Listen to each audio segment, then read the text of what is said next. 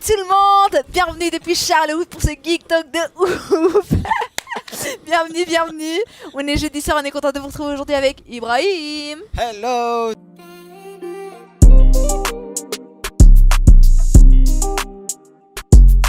Désolé pour les 18 minutes de retard et les 4 minutes supplémentaires sans son.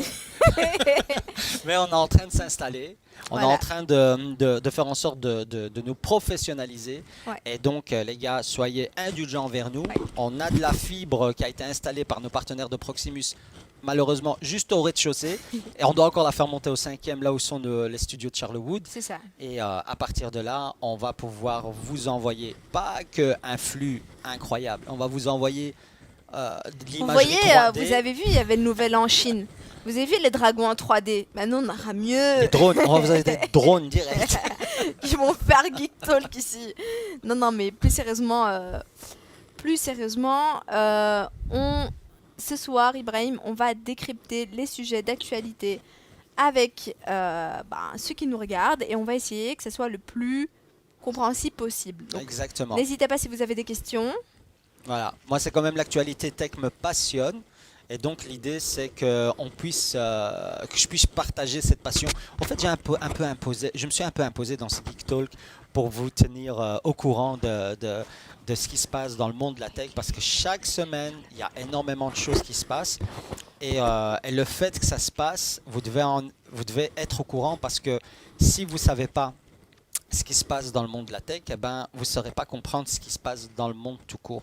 Il y a énormément de choses qui se partagent, qui se font, et c'est super important que vous puissiez comprendre ça, pour que vous puissiez aussi être informé et pouvoir passer le message à toute votre communauté, famille, etc. et vos proches.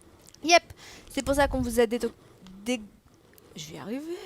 dégoté un tas de sujets qu'on a jugés super intéressants. Mais il y en a plein des sujets. En fait, on fait le tri. C'était dur. Vraiment, on fait le tri pour essayer de trouver des trucs qui soient pas trop ennuyeux, mais en même temps intéressants. Et parfois, on met des trucs un peu fun pour que on est sûr qu'on capte votre attention à ce moment-là. Et cette fois-ci, ce soir, il y a une particularité, c'est qu'en deuxième partie de l'émission, on a un invité. C'est Samuel, cofondateur de Big Boy Systems, qui a inventé la caméra du turfu. Mais ça, il en parle mieux que moi. Donc il a inventé une expérience de ouf. Mais tout à l'heure, on en parlera directement avec lui. Top. On laissera lui parler de son innovation. Alors, Ibrahim, première actu qui a fait un peu les gros titres ces dernières semaines. Il y a eu un bras de fer, une espèce de bras de fer entre Google et les journalistes, notamment en France. Ça ne date pas de la semaine dernière, je te rassure. C'est depuis déjà des années.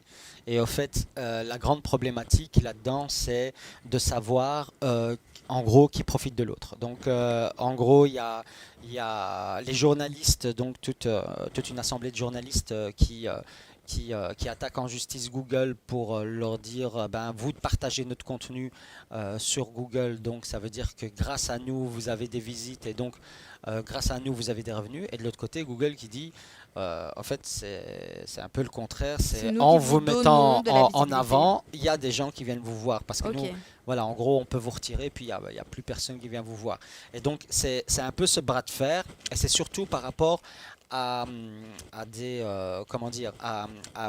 aux petits résumés qu'il y a en dessous des liens. Exactement.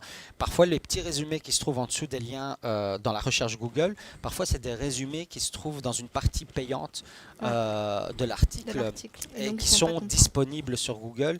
Et c'est sur ça que les journalistes les attaquent. En sachant que ça a quand même été loin, puisque l'année dernière, il y a quand même une loi européenne qui a été votée. Une loi qui s'appelle le droit voisin, si je dis pas de bêtises. C'est ça, le droit voisin. Et puis la France, elle a directement, ça a été voté à l'unanimité au Parlement. Et en fait, ce qui se passe, c'est qu'ils se sont dit tranquille. Du coup, maintenant, c'est en vigueur et tout. En octobre, Google va casquer et va nous payer une grosse somme, va nous indemniser et tout. Ouais. Et puis en septembre, Google a annoncé que finalement non, ils n'allaient pas payer, mais ils ont fait autre chose. Ouais, parce qu'en fait, il faut essayer encore une fois, il faut essayer de voir qui profite de qui. Je crois que c'est un peu comme nous autres. Je ne sais pas si cette génération a connu les bottins téléphoniques, mais en gros, avant d'avoir nos GSM avec nos répertoires avant, les numéros fixes se Mhm. trouvaient dans des gros bottins, donc dans Ouais, des grands les livres, bottins jaunes exactement. qu'on connaît. Est-ce que les personnes qui se retrouvaient dans ces grands bottins téléphoniques, Mhm. est-ce qu'ils pouvaient demander, par exemple, aux pages blanches une rémunération parce que le fait qu'ils soient dedans, ah ben, ça leur ramène des revenus. Et de l'autre côté, les pages blanches, elles pouvaient dire, ben non, c'est nous qui vous rendons service en vous rendant visible. Et c'est un peu le même principe de définir un Ouais, peu qui est je qui. je suis pas super d'accord avec toi dans le sens où pour être dans le bottin téléphonique, t'as pas créé quoi que ce soit. C'est juste toi, c'est juste ça fait référence à une boîte. C'est comme un peu le Trends, ils ont ça. Ils ont une sorte d'annuaire que tu peux commander, que tu peux aussi trouver en ligne. Tu payes pas pour être là, tu as des informations de base et si tu veux plus d'informations, tu payes. Mais là, quand même, on parle de journalistes qui créent un type de contenu spécifique et qui est repris sur Google. Enfin, Ouais, ben, il faut remettre avec aussi. Ouais, YouTube, ouais, mais je comprends. juste Ouais, pour terminer, quand on parle de YouTube par exemple, YouTube rémunère les créateurs de contenu YouTube en fin d'année euh, par rapport aux droits d'auteur. Donc YouTube paye des droits à leurs créateurs de contenu en fin d'année, tu vois. Donc mm, pour moi c'est un peu pareil. C'est à un moment donné, tu as c'est des très journalistes qui différent. créent du contenu. C'est très différent. L'objectif du YouTube, c'est vraiment une plateforme de créateurs de contenu. C'est pas Ouais. pareil. L'autre, c'est un moteur de recherche. Donc, en gros, à la limite, ce que Google peut faire, c'est dire, enfin, moi, je trouve de dire, OK, ben, vous apparaîtrez plus. Et je crois que ça a déjà été fait, que ce soit en Espagne, je pense que ça a été fait, et Ouais, aussi en en Allemagne. 2014, en Et, Espagne, eh ben, ils ont fait pression. Google a enlevé les news et ça a fait chuter considérablement les vues, en fait, la portée sur les articles. est-ce que C'est ça. c'est, voilà, est-ce que c'est très pertinent de faire ça aussi, tu vois, tu sais, c'est ça qu'il faut, à quoi il faut penser. Donc, c'est pour ça que je t'ai dit, alors que YouTube, c'est vraiment une plateforme pour encourager la création de contenu et donc il y a des revenus derrière.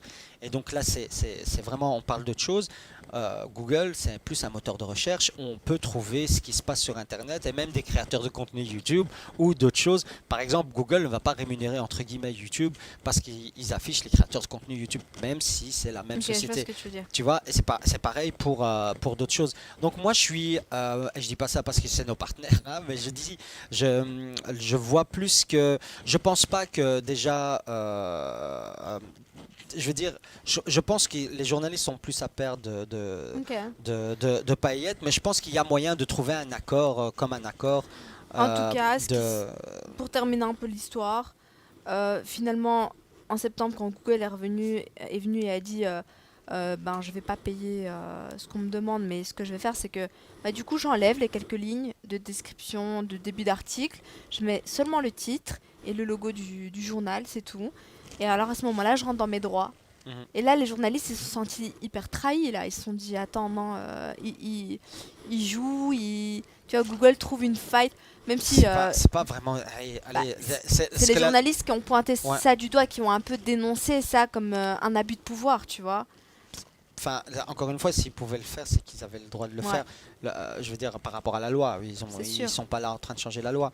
Ce que je veux dire, c'est qu'à un moment, il y a un accord à trouver, à regarder.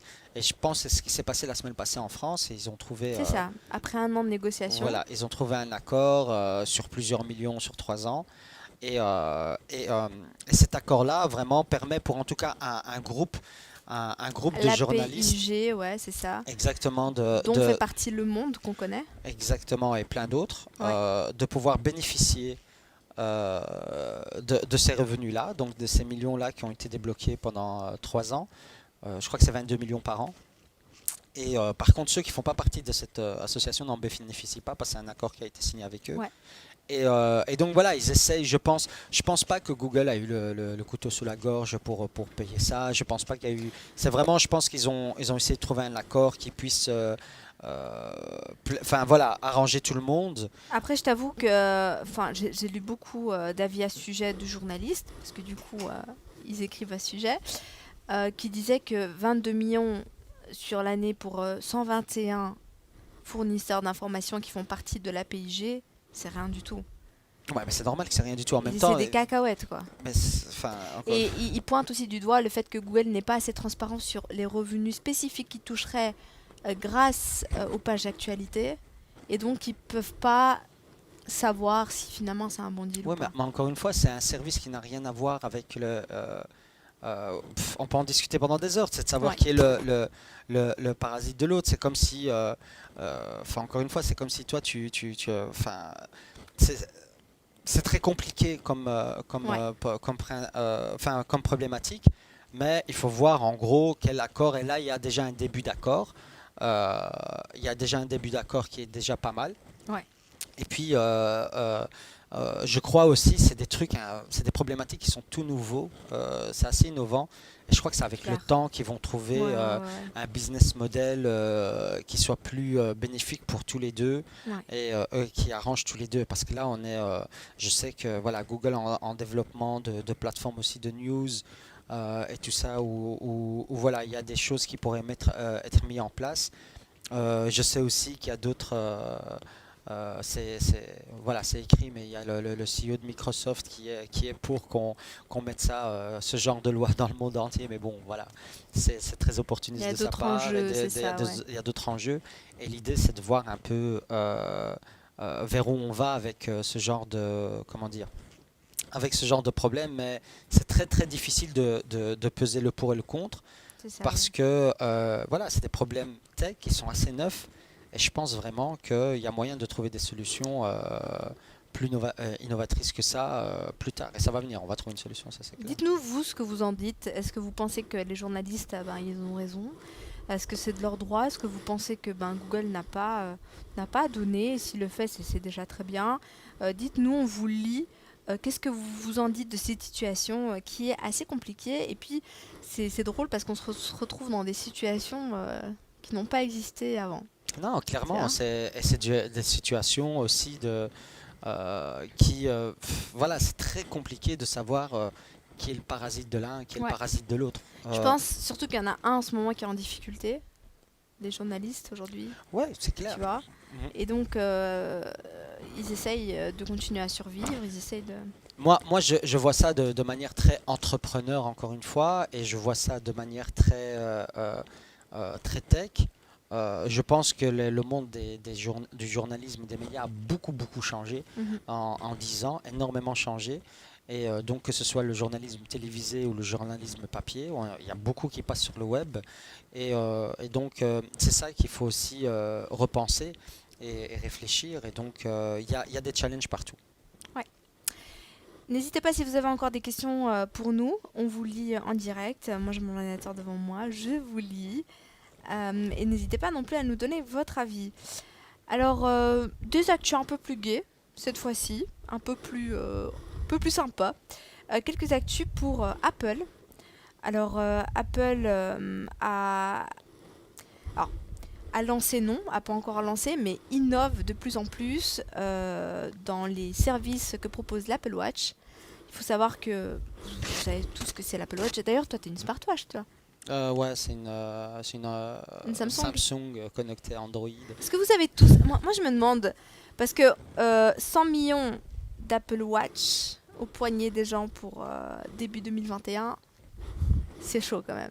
Attends, tu Tiens. parles de 100 millions d'Apple Watch, mais en fait, le chiffre qui fait vraiment peur, c'est qu'en 2020, sur ces 100 millions, ils en ont vendu 30 millions. Ouais. Sur toute l'histoire des Apple Watch, Ouais. ils en ont vendu 100 millions, mais rien que l'année passée, 30 Ouais. millions. Et à mon avis, c'est un côté confinement où tout le monde voulait faire du Ouais. sport et tout le monde voulait traquer les calories qu'ils perdaient, consommer, à mon avis, je sais pas. Et ils sont tous Sûrement. équipés, en tout cas. Sûrement. Parce qu'en plus, Apple creuse de plus en plus, innove du côté de la santé pour ses prochaines Apple Watch. Donc peut-être que c'est lié. Évidemment, tout le monde qui fait plus attention à soi, et ça commence par acheter une Apple Watch. Il parle même de dépasser le nombre de MacBook vendus pour 2022. Donc l'Apple Watch va être beaucoup plus vendue en Elle est beaucoup plus accessible aussi que aussi, le prix du MacBook. aussi. Mais le MacBook, quand il pense, ça reste, c'était un élément quand même de base à avoir quand Je tu veux dire, travailles. ouais, Alors que l'Apple Watch est accessoire, tu vois. Moi, je sais pas vraiment, je connais pas vraiment les chiffres des ventes de MacBook. MacBook, mais je pense que le marché de MacBook, voilà, il y a beaucoup de gens qui en ont déjà un. Mais bon, il y a très peu de gens, enfin il y a 100 millions, mais c'est pas énormément de personnes. Je sais que voilà, c'est quand même beaucoup aux États-Unis. Je pense que 35% des Américains utilisateurs d'iPhone ont une Apple Watch. Ouais, Et c'est pas mal. c'est énorme. Ouais, Ça, c'est c'est pas mal. énorme. Ouais, c'est pas mal. Faudrait voir les chiffres par continent pour voir. Ouais. Alors, ici, il y a Amira qui nous dit il faudra un équilibre dans les relations. Les gens qui cherchent les informations se tournent vers Google pour tomber sur leurs journaux préférés et tombent souvent sur une page payante. Au final, les gens cherchent leur info ailleurs. Ouais, et ça, ça, on en parlait tout à l'heure avec Sarah. Ça, les pages payantes, il faut vraiment réfléchir à un business model. J'adorerais, moi, qu'il y ait un Spotify des news, tu vois, où ils regroupent un peu Mais tous les journaux, on paye un abo. Ouais, moi je comprends pas, 1 € par là, 1,50 € par là, Ouais. 2 € par là, c'est bon, mettez-vous d'accord, allez sur une plateforme et je paye votre abonnement, un genre de Netflix Ouais. du journal. Voilà, exactement. Si on pouvait avoir quelque chose de plus accessible, c'est vraiment top. Un genre de Spotify des news. Parce que là, maintenant, c'est compliqué. Parfois, t'as un abonnement là, t'as un abonnement pas là. Et Je sais même plus ce que t'as. Voilà, c'est assez compliqué. Donc, je crois qu'il y a en termes de business model, il y a moyen d'innover vraiment à ce C'est niveau-là. clair. Ouais. Sinon, on nous dit, Baka 298, elle n'a rien de spécial par rapport aux concurrents. On parle de l'Apple Watch. Moi, la vérité, je suis pas très smartwatch. Une fois, je voulais m'en acheter une, mais juste pour le kiff de m'en acheter une, mais j'en ai jamais ressenti le besoin. Après, est-ce que tu achètes des trucs par besoin ou juste par kiff? Bon, moi Vas-y, bon, je vais me confesser, je l'ai pas acheté. tu Voilà. l'as reçu. Là, je vais me confesser, me la péter un peu. J'étais à Séoul chez Samsung Pardon, excusez-nous.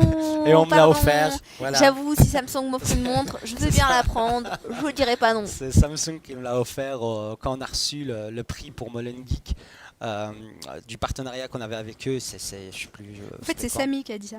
Voilà. Qu'est-ce qu'il a dit? Bah, Baka 298, c'est Samy. Tu réponds à Samy là. Ah, bac de. Ok. Voilà. Ah ben Il voilà, vient de le Samy, je l'ai pas acheté non plus. Je l'ai reçu. J'aurais jamais pensé à acheter une montre connectée, mais franchement, c'est assez bluffant. Il y a plein de fonctionnalités. Moi, j'aime bien Vas-y, comme regarder. quoi? Ben, c'est triste ce que je vais vous dire, mais je la garde en dormant. Sérieux? Ouais, mais alors, vu que tu la gardes en dormant, elle calcule quand tu dors et quand tu te réveilles et quand tu es dans un sommeil profond ou pas. Et c'est intéressant, vu que je suis souvent fatigué, vu que je dors pas des masses, avoir ce genre d'infos, c'est assez intéressant. Tu vas nous dire que ta montre, elle te connaît mieux que ta femme? Bah, après, ouais. Bah, Ah non, ça fait flipper. Non, mais vraiment, c'est assez pratique et même par rapport, allez, je cours beaucoup, mais je me suis mis des challenges genre, 10 000 pas minimum par jour. Et de temps en temps, elle me fait, ouais, t'as réussi à les faire. Et donc voilà, c'est assez motivant. Un Par petit contre, coach comme ça qui est voilà. à côté de toi. Par contre, j'ai désactivé toutes les notifications. Non, ça fait que vibrer. Voilà, WhatsApp, mail et tout ça, je reçois rien parce que ça devenait un peu ridicule de voir, par exemple pour mes mails, de recevoir mes mails sur mon ordinateur, de voir mon GSM trembler, ma main trembler en même temps, c'était un peu n'importe quoi. Donc voilà, j'ai T'as désactivé trié, tout t'as ça. choisi ce que tu voulais. Voilà, ouais. Samy nous dit quand tu roules en moto, c'est le top. J'avoue que c'est pas mal. Explique. Ça Imagine, t'as besoin d'un GPS. Moi, je me suis toujours dit ça. Quand je suis en moto, je m'arrête toujours. Je prends mon smartphone, je regarde le GPS et puis je continue ma route. J'essaie de retenir les chemins. Mais attends, il n'y a pas de GPS, il m'affiche pas le GPS. Si, il Ah, t'as m'affiche. Maintenant, attends, déjà quand je roule en moto, hein, t'as des gants, et moi c'est des gants 3/4, donc il est au-dessus. Et vu que j'ai un autre gant, c'est la misère déjà à l'enlever. Donc non, c'est pas pratique, je la C'était un regarde petit jamais. scooter, j'étais pas obligée de Je mettre la les gants. regarde jamais. Par contre, quand je reçois quand j'avais activé mes SMS et tout, je pouvais regarder Ouais, sans bah, je pense retirer que c'est ça qu'il dit. mon téléphone. Alors, ça doit être ça qu'il Et dit, ça, ouais. c'est top, ouais. Ça, c'est clair. Alors, Amira nous dit accessible et fiable. Bien entendu, oui, on serait nombreux à s'y intéresser. Ouais, clairement, parce que les news doivent être accessibles, c'est super important. C'est d'utilité publique d'informer les citoyens. Et donc, c'est important qu'on arrive à trouver un moyen de pouvoir rémunérer convenablement nos journalistes, mais en même temps de pouvoir avoir accès à leurs informations. Ouais, exactement. Donc, revenons à notre cher Apple Watch qui présente une nouveauté, maybe, pour la prochaine sortie. Elle serait dotée d'un capteur qui mesurerait le taux de sucre dans le sang Ouh, pour ça, les c'est parce- diabétiques. Ouais, ça c'est parce qu'il y a 35% d'utilisateurs iPhone aux États-Unis qui ont une Apple Watch. Non, je rigole. C'est pas gentil. C'est pas gentil. Non, mais Je vous ai dit qu'elle était raciste. On aurait dû commencer par ça. C'est pas ça, mais blague à part, il y a quand même énormément de personnes diabétiques sur Terre. Donc, ouais, c'est un marché. Je crois que c'est 500 millions de personnes diabétiques sur Terre. Chaud. Ouais, Il y a une personne sur 15 qui a le diabète. ouais, c'est à peu près ça, 500 énorme. millions. Et donc, c'est un marché énorme. Et donc, ça pourrait aider énormément de personnes à pouvoir réguler leur sucre dans leur sang. C'est ça, ouais. Si ça fonctionne bien. Donc ouais, au lieu de se piquer à chaque fois ou de mesurer leur truc. Maintenant, il faut voir si ça fonctionne bien, cette technologie-là. Ouais, à voir. En tout cas, il n'y a pas que Apple qui s'intéresse au smartwatch et à la santé des gens. Il y a un autre concurrent qui arrive ici sur le marché qui dit « Hey, vous m'attendiez pas, je suis là !» Et c'est Facebook. Ouais, Facebook pense à lancer aussi, en train de préparer peut-être une smartwatch. En tout cas, c'est un rapport The Information qui nous en dit plus sur ça. La nouveauté, en fait, ce serait que, pour le moment, tous les smartwatches, il me semble, sont connectés à un smartphone. Et ici, Par la Fitbit? La Fitbit? Non, je crois pas qu'elle est connectée. Mais un smartphone. Non. En tout cas, celle de Facebook, elle a son propre réseau cellulaire, donc pas besoin de smartphone pour la faire démarrer. Est-ce que tu trouves que c'est vraiment un avantage, ça? Ça reste... Enfin, non, en fait, parce que moi, même si mon téléphone est déchargé, elle enregistre toutes les données, j'ai le temps que je recharge mon téléphone et puis elle les transfère. Donc je vois pas vraiment l'intérêt. Mhm. Mais par contre, voilà, c'est... non, je vois pas l'intérêt. Ouais. En tout cas, elle serait dotée d'un micro, tu vois, pour dicter des messages, parce qu'il y a Messenger, WhatsApp, il y aura les applications phares de Facebook qui seront là-dedans. Écoute, moi, je ne suis pas une consommatrice des smartwatches, encore moins si en plus elle fait téléphone en même temps. C'est un problème. Moi, j'ai toujours un problème avec les commandes vocales, c'est que il y a des gens autour de nous. On peut pas dire ce qu'on veut. On est souvent dans le métro, dans le bus, ou tu es dans un bureau, tu as envie d'envoyer un message discrètement. Non, après je t'ai dit. Ah vas-y, tu vois le nana dans le frigo? Non mais tu peux pas. T'as pas intérêt à le toucher. Quand je rentre, il doit encore être là, t'as compris? Non mais c'est vrai, tu peux pas. C'est compliqué de parler, de donner tes messages. Il y a une question hyper intéressante. Est-ce que Sarah... Mais non, c'est le contraire. Est-ce que c'est Ibrahim va m'acheter une Apple Watch pour tous les gâteaux qu'elle t'achète? Je suis sûr que tu as mal lu la question. La régie, lisez-moi la question qu'il y a dans le truc. Elle est en train de me baratiner. Lisez-moi la question. Vous avez pas non, tu me baratines. C'est moi qui t'achète des... Attends, elle a dit, est-ce que Sarah va t'acheter une Apple Watch pour tous les gâteaux qu'elle t'achète? Mais c'est pas logique. Bah voilà, achète. Je mérite plus. C'est ça qu'elle veut dire. C'est diabète is coming. Je pensais que c'est moi qui méritais une Apple Watch. T'as trop raison. Je sais pas, c'est qui a envoyé ce message? Yakiaku. J'adore vos T'as trop raison. Wallah, t'as trop raison. C'est son piège, en fait. Elle m'offre plein de gâteaux pour qu'après... Ah, tu sais quoi, tu veux mesurer ton sucre? Je te vends l'Apple Watch.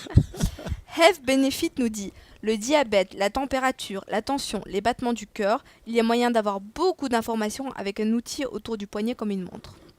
Ouais, exactement. Clairement. Donc ça pourrait même t'envoyer une notif en mode attention, tu vas avoir un arrêt cardiaque dans 10 minutes. C'est ouf, hein, mais tu rigoles, mais il y a des gens qui... Il y a des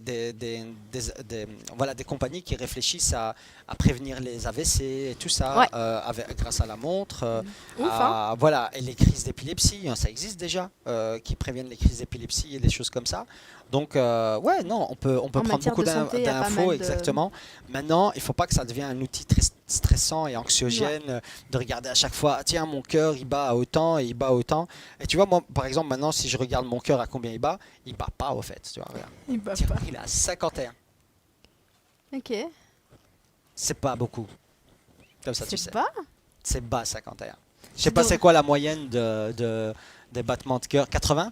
Ouais, c'est 80 pulsations. Moi, je suis sûre, il bat vite. Moi, je suis à 50. Tu devrais jouer au jeu. Tu vois les jeux tu as déjà vu où ils sont sur une chaise comme ça, ils doivent répondre à des questions et ils doivent contrôler leur rythme cardiaque. Ah, moi, je ça dis... doit pas dépasser. Moi, il va pas dépasser. Ah moi, non, mais tu dois trop jouer à ça. Est-ce que vous avez connu ce jeu? C'est avec la méthode Coué. Non. Si. C'est la méthode Coué qui faisait ça. Et voilà, il y a la régie qui Ils ont fait, confirme. ouais, Merci, merci. Ouais, la ref. Vous avez la ref 80. Regardez-moi les 80. Vous avez la ref. Et Alors on nous eux, dit, ils ont la... Ursilor nous dit, la montre sans téléphone nécessaire, un plus pour les enfants qui n'ont du coup plus besoin de smartphone. Fidélisation depuis tout jeune. La vérité, s'il n'y a pas TikTok sur les montres, ça va pas le faire. C'est vrai que c'est pas mal. Et pour les jeunes, j'y avais pas pensé du tout. Pour les enfants, par contre, voilà, Je pense pas pour qu'ils les vont être enfants, contents. pour les enfants. Mais Après, je il y a sais Insta, pas, hein, il y a Instagram. non, mais je dis pas. Mais Sur je celui pense, de je Facebook. pense, je pense que ce serait cool. Enfin, pour les enfants qui ont il y a des enfants qui ont le diabète et des Ouais, choses comme ça. ouais. Ça, ouais. Pour traquer ça, ça pourrait Ouais. permettre aux parents d'être un peu plus à Ouais, l'aise tranquille par rapport à ça. Ouais, c'est important. Ouais, c'est vrai, c'est pas mal. Ok, je pense que c'est bon, on a fait le tour. Si vous avez encore des questions, des réflexions, n'hésitez pas à nous écrire. On vous lit en direct. On va passer à la deuxième information de Apple. Alors, je vous avoue, en tant que novice dans le monde de la tech, j'ai eu du mal à comprendre l'utilité de la prochaine. J'ai vraiment eu du mal. Donc j'espère que vous allez mieux le comprendre que moi. En tout cas, quand on va vous l'expliquer, les garçons, ils vont envoyer une vidéo qui vont vous le montrer. Quand j'ai vu la vidéo, j'ai déjà mieux compris de quoi il s'agissait. Alors, Apple lance... J'ai peur de dire une connerie. Vous voyez comment je réfléchis à chaque mot ? Vas-y. Apple lance la première application. Non, sérieux. La première application Apple TV dotée de réalité augmentée. Exactement. Il fallait un petit. Déjà, tu sais, c'est la différence entre la réalité augmentée Yeah, et la je réalité sais. virtuelle. Réalité augmentée, c'est Pokémon Go. Réalité virtuelle, c'est Big Boy. Mais les gens n'ont pas compris.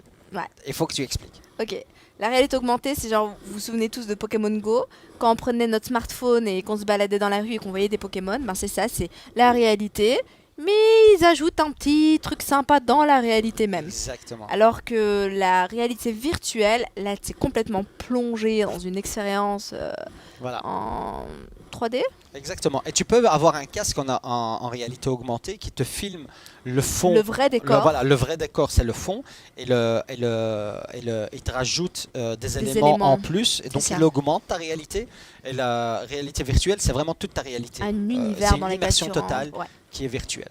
Ouais. Donc voilà, ça c'est la différence. Et là, on est dans la réalité augmentée. C'est ça. Et on parle d'une série, et c'est là, je pense, où j'ai eu un peu de mal à capter.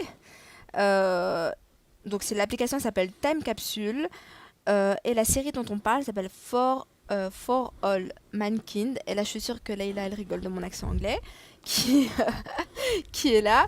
Et donc, c'est une série qui permet de re-raconter l'histoire. Ils ont créé la saison 2 avec de la réalité augmentée qui permettrait de voir des objets du passé, de l'histoire, et donc du coup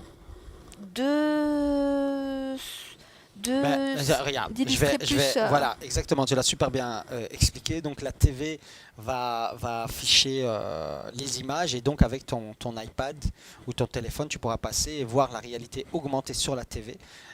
En plus, moi j'aime bien cette idée-là, ne fût-ce que pour au niveau de l'éducation, pour parler par exemple de notre histoire, de notre géographie et de plein d'autres choses. Ça pourrait être beaucoup plus fun pour les Qu'est-ce que élèves vous en dites ? d'apprendre des Vous choses trouverez ça fun. comme ça. Est-ce que les gars, vous avez lancé la vidéo ou non? Et comment Ouais. Si, vous l'avez lancé? Ouais. Ok, mais je sais pas si tu l'as vu toi la vidéo? Moi, je t'avoue que je suis juste dans le chat. Allez, Pat Le Guen. Vous l'avez lancé la vidéo, Pat Le Guen ou pas? Pat Le Guen, vous avez la ref ou pas? Non? 80. La ref, ils connaissent pas c'est qui Pat Le Guen. Tout seul. Années 80 tout Les seul. gars, je rigole tout seul avec ces gamins, je vous jure. Voilà, je suis là à me faire des feintes et je rigole tout seul. Ils sont tous nés en 2000. Pat Le Guen, ils connaissent pas c'est qui Pat Le Guen. Tu connais pas Pat Le Guen? Non, je suis désolée. Bon, les 80, s'il vous plaît, donnez-leur la ref en commentaire, Pat Le Guen. Et les 80, me faites pas honte, vous êtes sur Twitch quand même. Arrêtez derrière. Les Non. 80, Non. vous êtes sur Twitch. On va perdre tout le monde, arrête. D'accord. Vas-y, y'a là. Donc, voilà, il y a la vidéo qui tourne là, ou qui a tourné. Vous avez pu voir en image ce que ça représentait. Est-ce que vous avez compris? Est-ce que, comme moi, vous êtes un peu en mode... Moi, je t'avoue qu'après avoir compris... En fait, j'ai compris que j'avais compris. Mais je comprends toujours pas l'utilité. C'est ça le truc, je comprends pas la plus-value, en fait.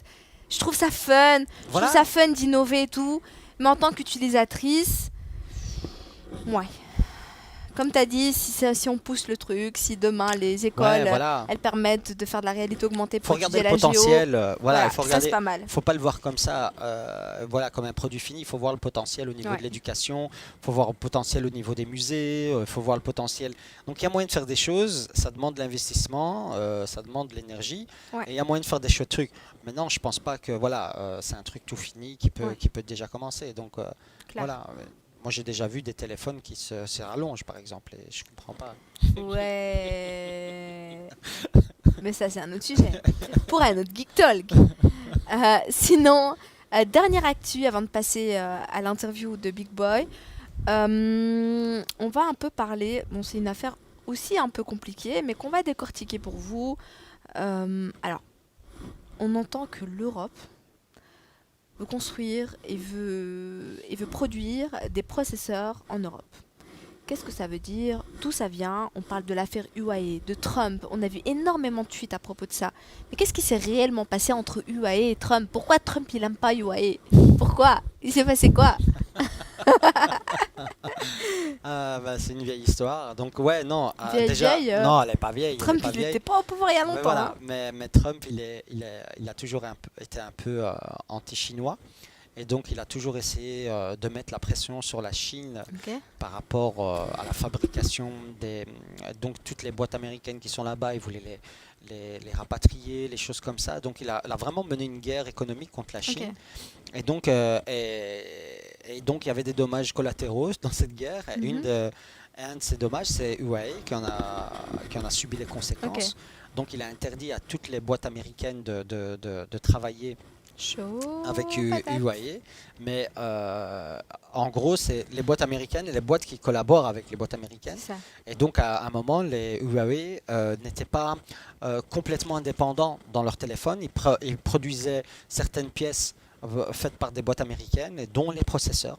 Donc le vrai problème maintenant qu'ils ont UAE, c'est au niveau du processeur. Ils n'ont pas de processeur pour mobile. Et donc, dans sa série de banishment, Trump il voulait aussi bloquer TikTok et WeChat, donc qui est un peu le WhatsApp chinois. Et maintenant que Joe Biden est au pouvoir, exactement, il a fait un genre de, comment dire, un moratoire sur le blocage de TikTok et de WeChat pour pouvoir... donc en gros il a dit pause, ça je mets en pause. Exactement, je mets en pause et on réfléchit du pourquoi on doit les bannir. Ouais, donc les raisons on en exactes, rediscute. On en rediscute, mais pour le moment il n'est plus question de bannissement clair ou de revente. À l'époque c'était une revente. Ils voulaient une revente à une boîte américaine locale avec l'État qui prenne un pourcentage. C'était un truc totalement ouf que Trump avait voulu faire. Et il y avait même Microsoft qui s'était proposé comme acheteur, Oracle et plein d'autres boîtes qui s'étaient proposées comme acheteurs. Mais bon, pour finir, ils l'ont pas acheté. Et mais par contre, l'administration de Joe Biden, ils n'ont pas bloqué pour UAE. Ils ont continué. Ils ont dit UAE. Non, non, ça passe pas. Exactement. Mais il me semble qu'UAE avait été accusé d'espionnage militaire. Voilà, et non-indépendance. Donc eux, pour le moment, ce qu'ils ont fait, c'est qu'ils UAE se défend et donc elle attaque l'organisme, le FCC qui a pris cette décision en leur disant qu'ils sont pas compétents. Bon, c'est normal qu'ils attaquent et qu'ils essayent de faire un maximum pour pas être bannis et de pouvoir continuer à travailler. Et ça, c'est une chose. Et puis, je pense, et c'est peut-être probable que l'Europe s'est rendu compte à ce moment-là que, en fait, on dépend en Europe beaucoup trop des processeurs qui viennent à l'extérieur de l'Europe. Il y a Paki1678 qui réagit par rapport à ce que tu as dit là tout à l'heure. Il dit, ou plutôt une question de qui donne la plus grosse enveloppe. Tu parlais de Microsoft et tout. Ah, mais par rapport aux achats, c'est ça? Ouais. En tout cas, il y a beaucoup de loups qui sont sortis de la forêt parce qu'on n'aurait jamais imaginé Oracle acheter TikTok. Chaud. Et eux, ils se sont proposés pour acheter TikTok. On a trouvé ça tellement bizarre. Oracle, c'est tellement une boîte tech boring qui travaille avec les grandes entreprises et tout ça. Et ils ont voulu acheter TikTok. On a trouvé ça c'était tellement bizarre dans le décor. Donc, je ne sais pas vraiment comment ça s'est passé. Mais en tout cas, l'enveloppe, l'État américain voulait en prendre une sur la transaction. Ça, c'est clair. Non, c'est chaud. Trump le voulait en tout cas. Et ça s'est pas fait heureusement, mais voilà. Mais en tout cas pour le moment, TikTok a fait semblant de rien. Elle s'est un peu positionnée sans bouger. Tu vois, ils vont pas me voir jusqu'à la fin du mandat de Trump. Et ça a fonctionné. Ils l'ont pas vu. Et là, et là, voilà, maintenant il est en train de bénéficier de cette pause de l'administration Biden.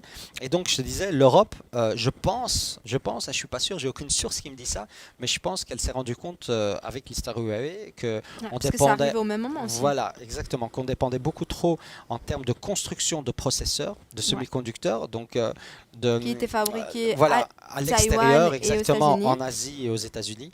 Et donc qu'est-ce qui s'est passé? Je pense que voilà, ils se sont dit, bon, il faudrait qu'on en fabrique sur le territoire européen pour voir si qu'on soit aussi indépendant à ce niveau-là.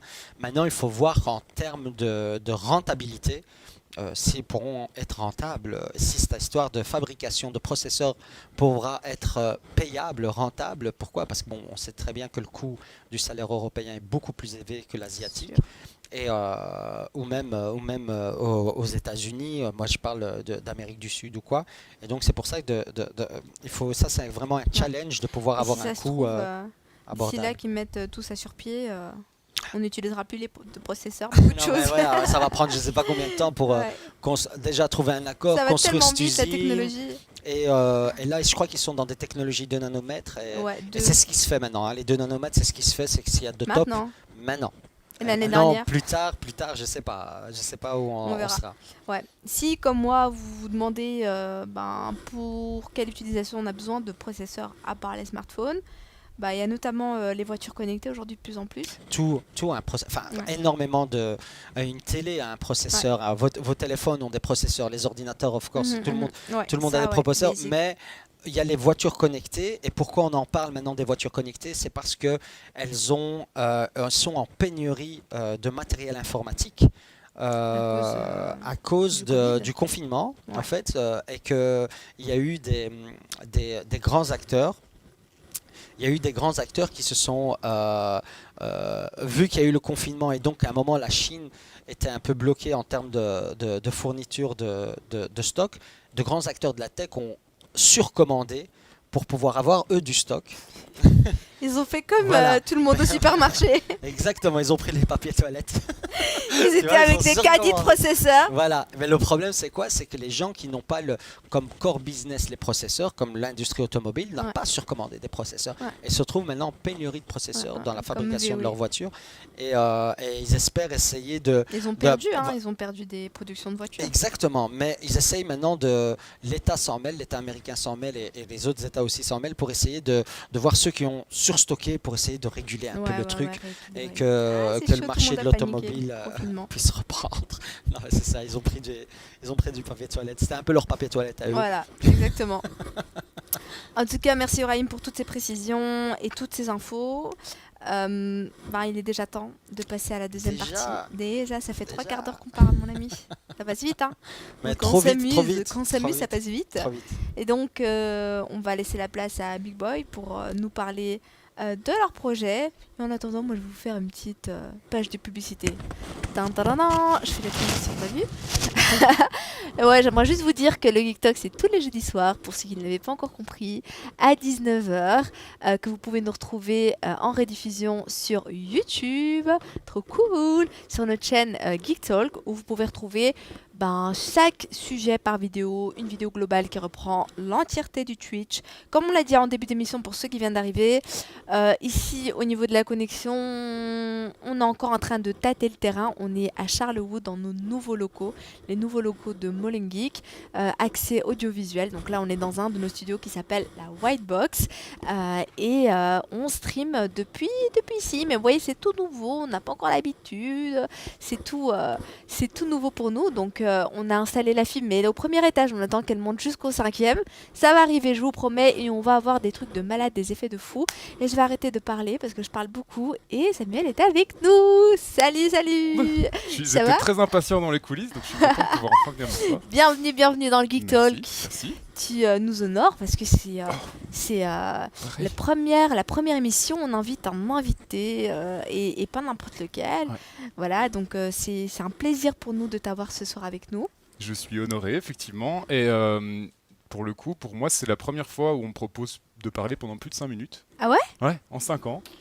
Donc c'est Shame. plutôt chouette. Donc voilà, je vais Shame. m'installer un petit peu. Mais, Ouais, mets-toi bien mais et ouais, tout. ça fait plaisir. Franchement, ici, le but pour vous, pour nous, c'est d'en apprendre plus sur Big Boy, sur votre histoire, sur comment vous en êtes arrivé. Là, vos réussites, vos fails. Ah, il y en a tellement. Des réussites ou des fails? Les deux, en fait. Les C'est deux, ça qui est bah bien, tant justement. mieux, Ouais, tant tout à mieux, fait. tant mieux, c'est ce qu'on veut. Euh, Et voilà, donc vas-y, présente-toi Samuel, je te laisse te présenter. Big Boy, c'est quoi? Qui tu es? Qu'est-ce que tu fais? Mais en fait, du coup, si tu me le permets, je voulais un peu commencer par une question ouverte, enfin même deux Vas-y. questions ouvertes, sauf si ça te met en porte-à-faux et que voilà. Pas du tout. Mais nous, c'est des l'impro. questions qui n'ont pas spécialement de bonnes réponses et comme j'ai un petit peu plus de temps aujourd'hui, je me suis dit que ce serait plus sympa de partir là-dessus pour avoir le bon mindset, quoi. Go for it. Pour partir dans la bonne réflexion. Donc, T'as eu le temps hein, de préparer. ouais, un peu réfléchi à ça. Donc la première question, c'est, par exemple ici dans la salle, il y a un écran d'ordinateur, enfin de télévision. Pourquoi cet écran aujourd'hui, c'est rectangulaire et plat? Donc ça c'est la première question, pas besoin de répondre tout de suite évidemment. Donc pourquoi est-ce qu'on est sur un objet qui est rectangulaire et plat plutôt qu'un truc ovale ou plutôt qu'une sphère par exemple, comme une boule de magicienne comme ça. Deuxième question, c'est quand on regarde par exemple un film à la télévision dans son salon, est-ce que le son qu'on entend, étant assis dans notre fauteuil, est-ce qu'il correspond à la réalité? Est-ce qu'il correspond vraiment à ce que le son était par exemple à ce moment-là, quoi. Ça c'est un peu les deux questions avec lesquelles on voulait commencer. Parce que du coup, vous allez le voir, ça enchaîne assez rapidement sur notre concept et ça permet un peu mieux d'expliquer notre concept qui, il faut le dire, même dans le secteur de la réalité virtuelle, parce que je vous entendais parler de réalité virtuelle et réalité augmentée tout à l'heure, même dans notre secteur de la réalité virtuelle, on est encore un ovni pour les gens de la réalité virtuelle. Donc on s'en rend compte. Pourtant, vous Et on êtes se rend en compte plein que- dedans. Oui, on est en plein dedans, mais même. On est en train d'un peu lancer une genre de nouvelle branche de la réalité virtuelle. Bah, je connais pas au début Ouais. de la réalité virtuelle finalement, qui fait que les Ce lourds serait vont même encore dur arriver. de choisir où est le début, parce qu'il y a des Ouais. choses... J'ai plein de choses dans ma valise, on va sortir ça un peu tout à Ah, l'heure. j'ai hâte. Mais donc, à ton avis, s'il y a une raison pour laquelle les écrans sont rectangulaires et plats, ce serait quoi? Alors, les écrans rectangulaires et plats. Je pense qu'il n'y a personne un jour qui a décidé qu'un écran devait être rectangulaire et plat. Je pense que les choses, elles ont évolué en fonction de l'histoire, en fonction... c'est comme un objet qu'on... Tu vois, c'est comme le Geek Talk, en fait. Le Geek Talk, au départ, il avait un certain format. Tu vois, moi, quand je suis arrivée à Molen Geek, je l'ai pris. Et puis, j'ai amélioré ça, puis puis il a donné ça. Mais en vrai, on s'est jamais assis un jour et on s'est dit, tiens, on ferait quoi? Tiens, on ferait peut-être ça. Tu vois? C'est partir de quelque chose qui existait, puis à chaque fois d'apporter des touches d'amélioration jusqu'à avoir cet écran plat et rectangle. C'est clair que c'est vraiment l'évolution d'une longue histoire. Si on regarde un peu ce qu'il y avait avant la première caméra, il y avait les appareils photo. Donc Ouais. là, quelque part, la première caméra serait une évolution de l'appareil photo de base. Avant la photo, on avait la gravure, si on voulait représenter des images, ou on avait la peinture, ou le dessin, et on vient à ce moment-là dans les arts créatifs, quoi. Je pense qu'on a voulu faire une transition de partir du cadre, du principe du cadre de peinture. Ok. Utiliser la photo à la base pour représenter un instant, pour pouvoir Ok. saisir un cliché d'un moment de Donc vie. ça vient de là. C'est ma théorie quelque part, mais là où je veux aboutir, c'est que finalement, effectivement, ça s'est fait comme ça. On est arrivé sur le fait qu'aujourd'hui, chez nous, ce soit du 16:9, du 4/3, etc., les formats qu'on retrouve, et que ce soit plat, sur un mur, devant une armoire ou quoi. Excuse-moi, je rigole parce qu'on a reçu un commentaire Ah oui, non, bien ici sûr. de Paki C78 qui dit « Mais c'est comme les boîtes de pizza, pourquoi elles sont carrées alors que la pizza est ronde ?» Ça n'a rien à voir. Justement, ça la va question est très bonne parce que, en fait, notre vision à nous, en tant qu'être humain, il n'y a rien de rectangulaire dedans. Il n'y a rien de carré. On ne voit pas les choses en une dimension. Et la sphère de vue qu'on a, c'est pas non plus un rectangle. On voit une sphère de 180 degrés devant nous, quelque part. Donc, moi, je suis toujours un peu curieux de ce genre de choses. Et quelque part, c'est de là qu'est un petit peu parti tout ce principe. C'est de se rendre compte que, aujourd'hui, la chaîne caméra, n'importe quelle caméra, smartphone ou quoi, caméra jusqu'à écran surface sur laquelle elle est représentée, c'est une chaîne qui n'est pas pensée pour l'être humain en fait. Les caméras, aujourd'hui, elles sont pensées pour les écrans, pour fonctionner sur Claire. les écrans, pour faire quelque chose de carré, pour faire quelque Claire. chose de plat, sans profondeur. Claire.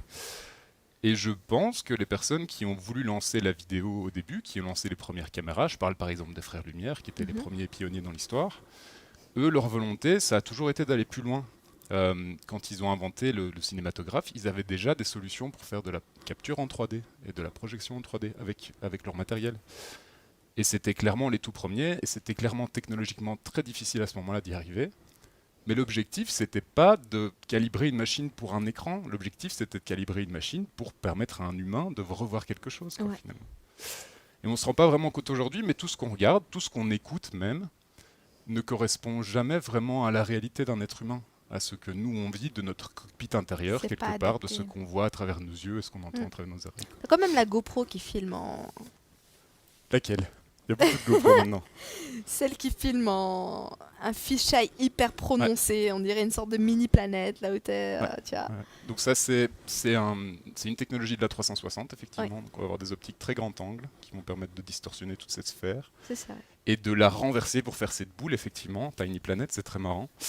Mais ça correspond de nouveau pas spécialement à un être humain parce que je connais personne qui voit 360 degrés autour de lui par exemple.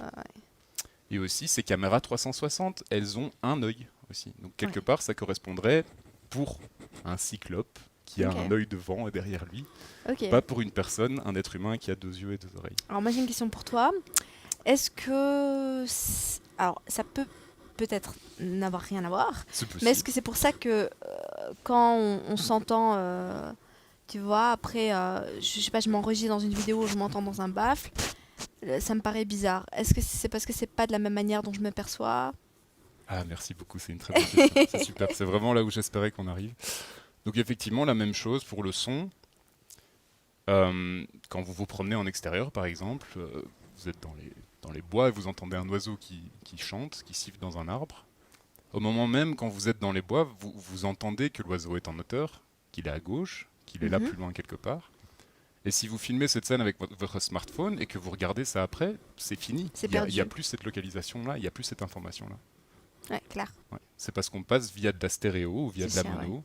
Et on réduit le champ de l'audition humaine qui est du coup 360 degrés autour de nous. Leur champ sonore, il est toujours présent, même quand on dort. Et on entend 360 degrés, même si ce qu'on voit finalement, c'est 180 degrés devant nous. Mais donc, quelque part, on perd toutes ces informations-là en utilisant les formats de stéréo et de mono qu'on utilise aujourd'hui. Et finalement, c'est ça. Et c'est là qu'on intervient avec Big Boy System, justement. On va en venir au fait. Donc je vais me présenter un petit peu. Moi je m'appelle Samuel Merlan, donc je suis le cofondateur de Big Boy System effectivement. On aurait peut-être pu mettre un petit logo. On a tout prévu. Les garçons vont lancer. On a même la vidéo de démo et tout qu'on a pris de YouTube. Moi, j'ai pas prévu grand chose de plus. Ils vont balancer les images parce que je trouve que c'était quelque chose à quand même voir. Voilà, regarde, ils sont en train de balancer. Les images. Pour déjà avoir une idée. C'est un chouette petite interview qu'on a pu faire avec nos télés. Est-ce qu'ils entendent le son aussi en même temps non, ils entendent notre son. C'est pas grave parce que je veux dire plus ou moins la même chose, mais c'est cool. Mais du coup, chez Big Boy System, on travaille déjà depuis 5 ans sur ce concept de comment est-ce qu'on crée une caméra qui est calibrée pour un être humain. Donc un être humain qui a 2 yeux et qui a 2 oreilles. Et pas un être humain qui va regarder derrière son écran avec ses haut-parleurs, etc. quoi. Et donc, moi, je suis ingénieur du son à la base. J'ai étudié à l'IAD, donc d'ailleurs... Bonjour à tout le monde de l'IAD. Chouette école, si vous voulez faire un cursus qui est très complet. C'est en Wallonie. Oui, c'est en Wallonie, c'est à Louvain-la-Neuve. Okay. Un cursus qui est très complet au niveau de tous les métiers du multimédia, en fait, donc ça vaut vraiment le coup. Moi, je suis tombé de manière assez curieuse sur le binaural. Le binaural, binaural. Ok. Ça t'évoque quoi? Binaural, binaural, oral, bi-oral. Voilà. Qui est le grec peut-être? Le latin. Le latin, du coup c'est du grec, c'est effectivement bini, 2 oreilles, bi-oral, bini. Et donc c'est le nom qu'on a donné à la manière dont l'être humain entend. Donc nous, on a 2 oreilles. Yep. Ces oreilles ont une forme de pavillon. C'est pas pour rien, c'est pas juste par hasard. Et on utilise nos 2 oreilles pour informer notre cerveau sur où vient le son autour de nous. Notre cerveau est habitué à être rattaché à ces oreilles-là et pas à d'autres. Et donc il a l'habitude de s'appuyer sur la forme de nos oreilles, la forme de notre tête quelque part pour pouvoir localiser le son autour de nous. Ok. Donc nous on réutilise ça. Comment est-ce qu'on fait pour les réutiliser? C'est pas si compliqué que ça finalement. C'est pas la bonne valise. Pouf. J'adore les valises, on se croirait dans Matrix. C'était ça ou un gros sac le roi Merlin. Donc C'est le fait. Oh. Ouais. Comment est-ce qu'on fait ça? Donc voici notre dernier modèle de caméra en question. Chaud, c'est hyper caméra s'appelle compact. Third Eye, merci. On a beaucoup travaillé là-dessus. Ça pourrait devenir encore plus compact dans le futur. Trop bien. Et donc c'est assez simple finalement. C'est assez logique et intuitif comme solution. On a ici 2 petits écouteurs qui ne sont pas des écouteurs en fait, qui viennent se mettre sur la tête de la personne. Bon, j'ai le micro donc je ne vais pas arriver à la mettre en même temps. Ouais. Mais en gros, on place la caméra comme ça et on vient placer des optiques juste au-dessus des yeux, juste au-dessus des sourcils. Donc on n'est pas comme ça, on n'est pas embêté évidemment. Ouais. Main libre. Hop, je vais peut-être quand même essayer de le mettre. Voilà. Ouais, ça va. Ça passe comme ça? Ouais, ça passe. Voilà. Ok, donc ça se porte comme ça. Ça fait pas de bruit sur le micro. Ça se porte plus ou moins comme ça. Je devrais ajuster un peu plus, mais je vais pas essayer. Ouais. Mais donc vous voyez que j'ai les 2 micros qui viennent se placer à l'intérieur des pavillons de mon oreille. Ouais. Ça veut dire que les micros captent le son juste avant qu'il arrive à mon tympan. Et donc on utilise aussi au niveau acoustique tous les effets qu'ont eu notre pavillon, notre tête, nos oreilles sur le son qu'on entend, mais aussi finalement toute l'ambiance sonore qui se trouve autour de nous. C'est finalement très simple, c'est très puissant comme effet. Si vous avez déjà entendu du son binaural, ou si vous regardez des chaînes YouTube avec de l'ASMR ou des choses comme ça, vous allez pouvoir retrouver un peu ce même genre de concept. Ça s'écoute au casque, et dès qu'on l'écoute au casque, en fait, c'est comme si on empruntait les oreilles de quelqu'un d'autre, finalement. C'est comme si on écouterait à travers les oreilles de quelqu'un d'autre.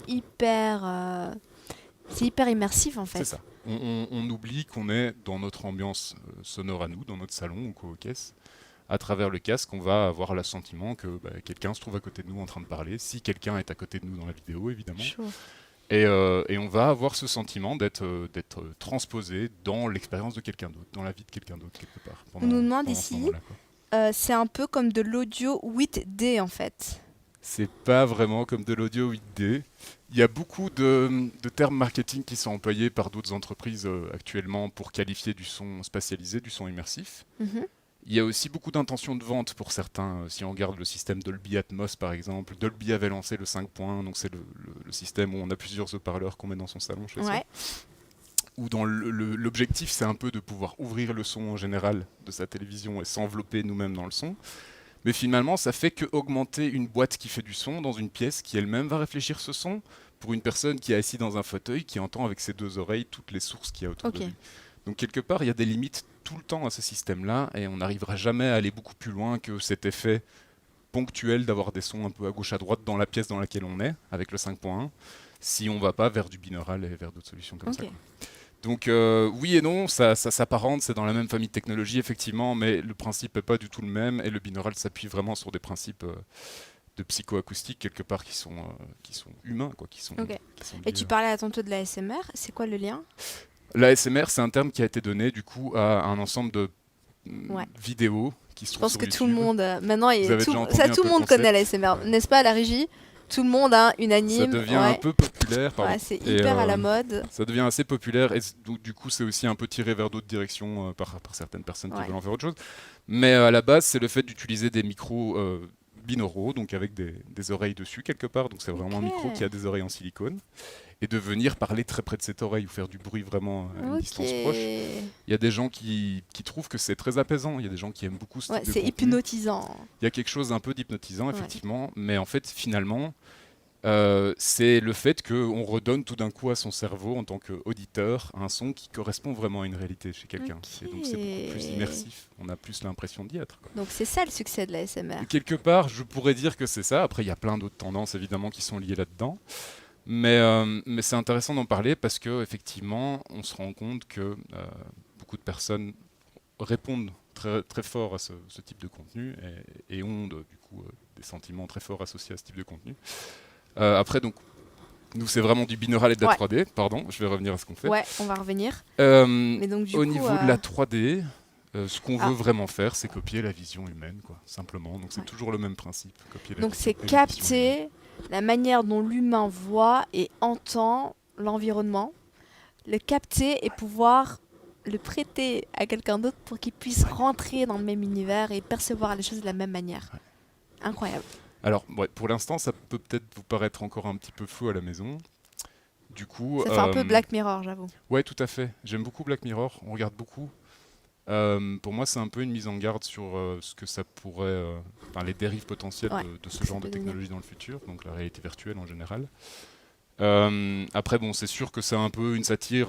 Ils vont très loin sur certains sujets aussi, mais c'est clair que ce concept qu'on a chez Black Mirror, où on a ces lentilles connectées et qu'on peut revivre ses expériences et revoir ses expériences passées, revivre sa mémoire quelque part, c'est un peu quelque part là le concept qu'on a ici, sans vouloir faire peur aux gens. Nous, évidemment, on cherche à s'en servir dans les secteurs de l'éducation, dans les secteurs de la formation, où c'est un outil très puissant. Donc on s'en sert par exemple avec des chirurgiens. Je salue au passage le chirurgien Dr Doquier de l'UCL. Ah ouais, c'est déjà en train de... Ah oui, ça fait 5 ans quand même qu'on est occupé. Donc il y a déjà pas mal de choses en cours, quoi. Mais donc là, le concept avec un chirurgien, ça vous aide peut-être à mieux illustrer, c'est qu'on va mettre la caméra sur la tête du chirurgien, du coup, dans le bloc opératoire. Le chirurgien fait toute son opération. On est sur une zone du front qui ne touche pas pendant l'opération, donc c'est stérilisé à l'avance et puis ça reste sur son front. Et donc le chirurgien fait toute l'opération et pendant qu'il est en train de faire l'opération, il y a un live streaming qui part du coup de la caméra vers ses étudiants. Ces étudiants peuvent regarder le live streaming avec leur smartphone et ils mettent à ce moment-là leur smartphone dans un boîtier de réalité virtuelle. Je ne sais pas si tu as déjà vu des boîtiers comme ça ? Oui, j'ai déjà vu, mais j'en ai pas. Je voulais en acheter un et puis mes soldats à l'allergie m'ont dit non, achète pas, on est encore au début, attends encore un peu. Ça va encore péter, mais pas maintenant. Ouais, c'est pas faux, il y a encore beaucoup de nouveautés qui sont en train de se faire. Ouais, c'est vrai, et ça avance bien et c'est chouette, je suis content de voir vers quoi ça tend aussi. Mais le bas de l'échelle dans cette technologie, c'est un peu les boîtiers comme ça. Ok. T'as peut-être déjà vu ça aussi quelque part. Non, jamais, j'ai vu juste dans votre vidéo. Ah oui, donc on met un smartphone. Ouais, exactement. Donc c'est comme ça, c'est en carton, si vous voyez. Tu peux l'ouvrir en fait, si tu veux. Il y a un scratch au-dessus, de l'autre côté. Voilà. Ouais, tire. Je vais faire attention quand même. Ouais, non, t'inquiète. Okay. Justement, c'est pour illustrer un peu que c'est une technologie qui devient accessible à tous. Alors, je vous dis pas qu'il faut tous aller trouver des boîtiers comme ça. Mais ça permet à tout le monde de tester en tout cas ce qu'on fait de manière assez simple. Vous allez même trouver des trucs comme ça chez Zeman par exemple, quoi. Donc on met genre le smartphone. Donc on met le smartphone dedans, on referme, tout à fait. Et puis on referme. En fait, si tu veux, tu peux carrément faire le test. Tu veux aller sur YouTube 2 secondes ? Ouais, vas-y, chaud. Et ça coûte combien un boîtier comme ça ? Alors ceux-là, nous on en achète en stock, on les fait brander, mais ça revient à 1,50 €. Ouais, cool. Et en fait, de plus en plus, c'est un peu une merchandising qui peut se retrouver à gauche à droite avec des sponsors, des choses comme ça. Donc c'est assez intéressant comme objet. C'est vraiment simple. Je vais peut-être te faire du coup l'expérience moi-même. Je vous dirai en live ce que j'en ai pensé. Si vous voulez faire le test et que vous avez ça chez vous, je sais que c'est pas le cas de tout le monde, mais si vous vous rappelez d'avoir reçu un boîtier comme ça quelque part, allez le chercher, c'est le moment. Et vous pouvez vous rendre sur notre chaîne YouTube. D'ailleurs, je suis venu ici il y a 2 semaines et j'ai filmé l'intérieur de vos bureaux avant que vous soyez installés. On m'a pas dit ça. On m'a pas dit ça. Et j'ai même. On me dit pas tout, Ibrahim. On me dit pas tout. Ouais, on est un peu partout. J'ai même du coup une vidéo que je peux te montrer de cette visite de la semaine passée. Ouais, je veux bien. Voilà. Elle n'est pas publique, vous n'allez pas la trouver sur notre chaîne YouTube, mais si vous allez sur notre chaîne YouTube en tapant Big Boy System, voilà, vous loupez pas. Hop, je sais pas si vous étiez là, peut-être vous étiez là. Ouais, super. Non, c'est bien. C'est pratique, ça.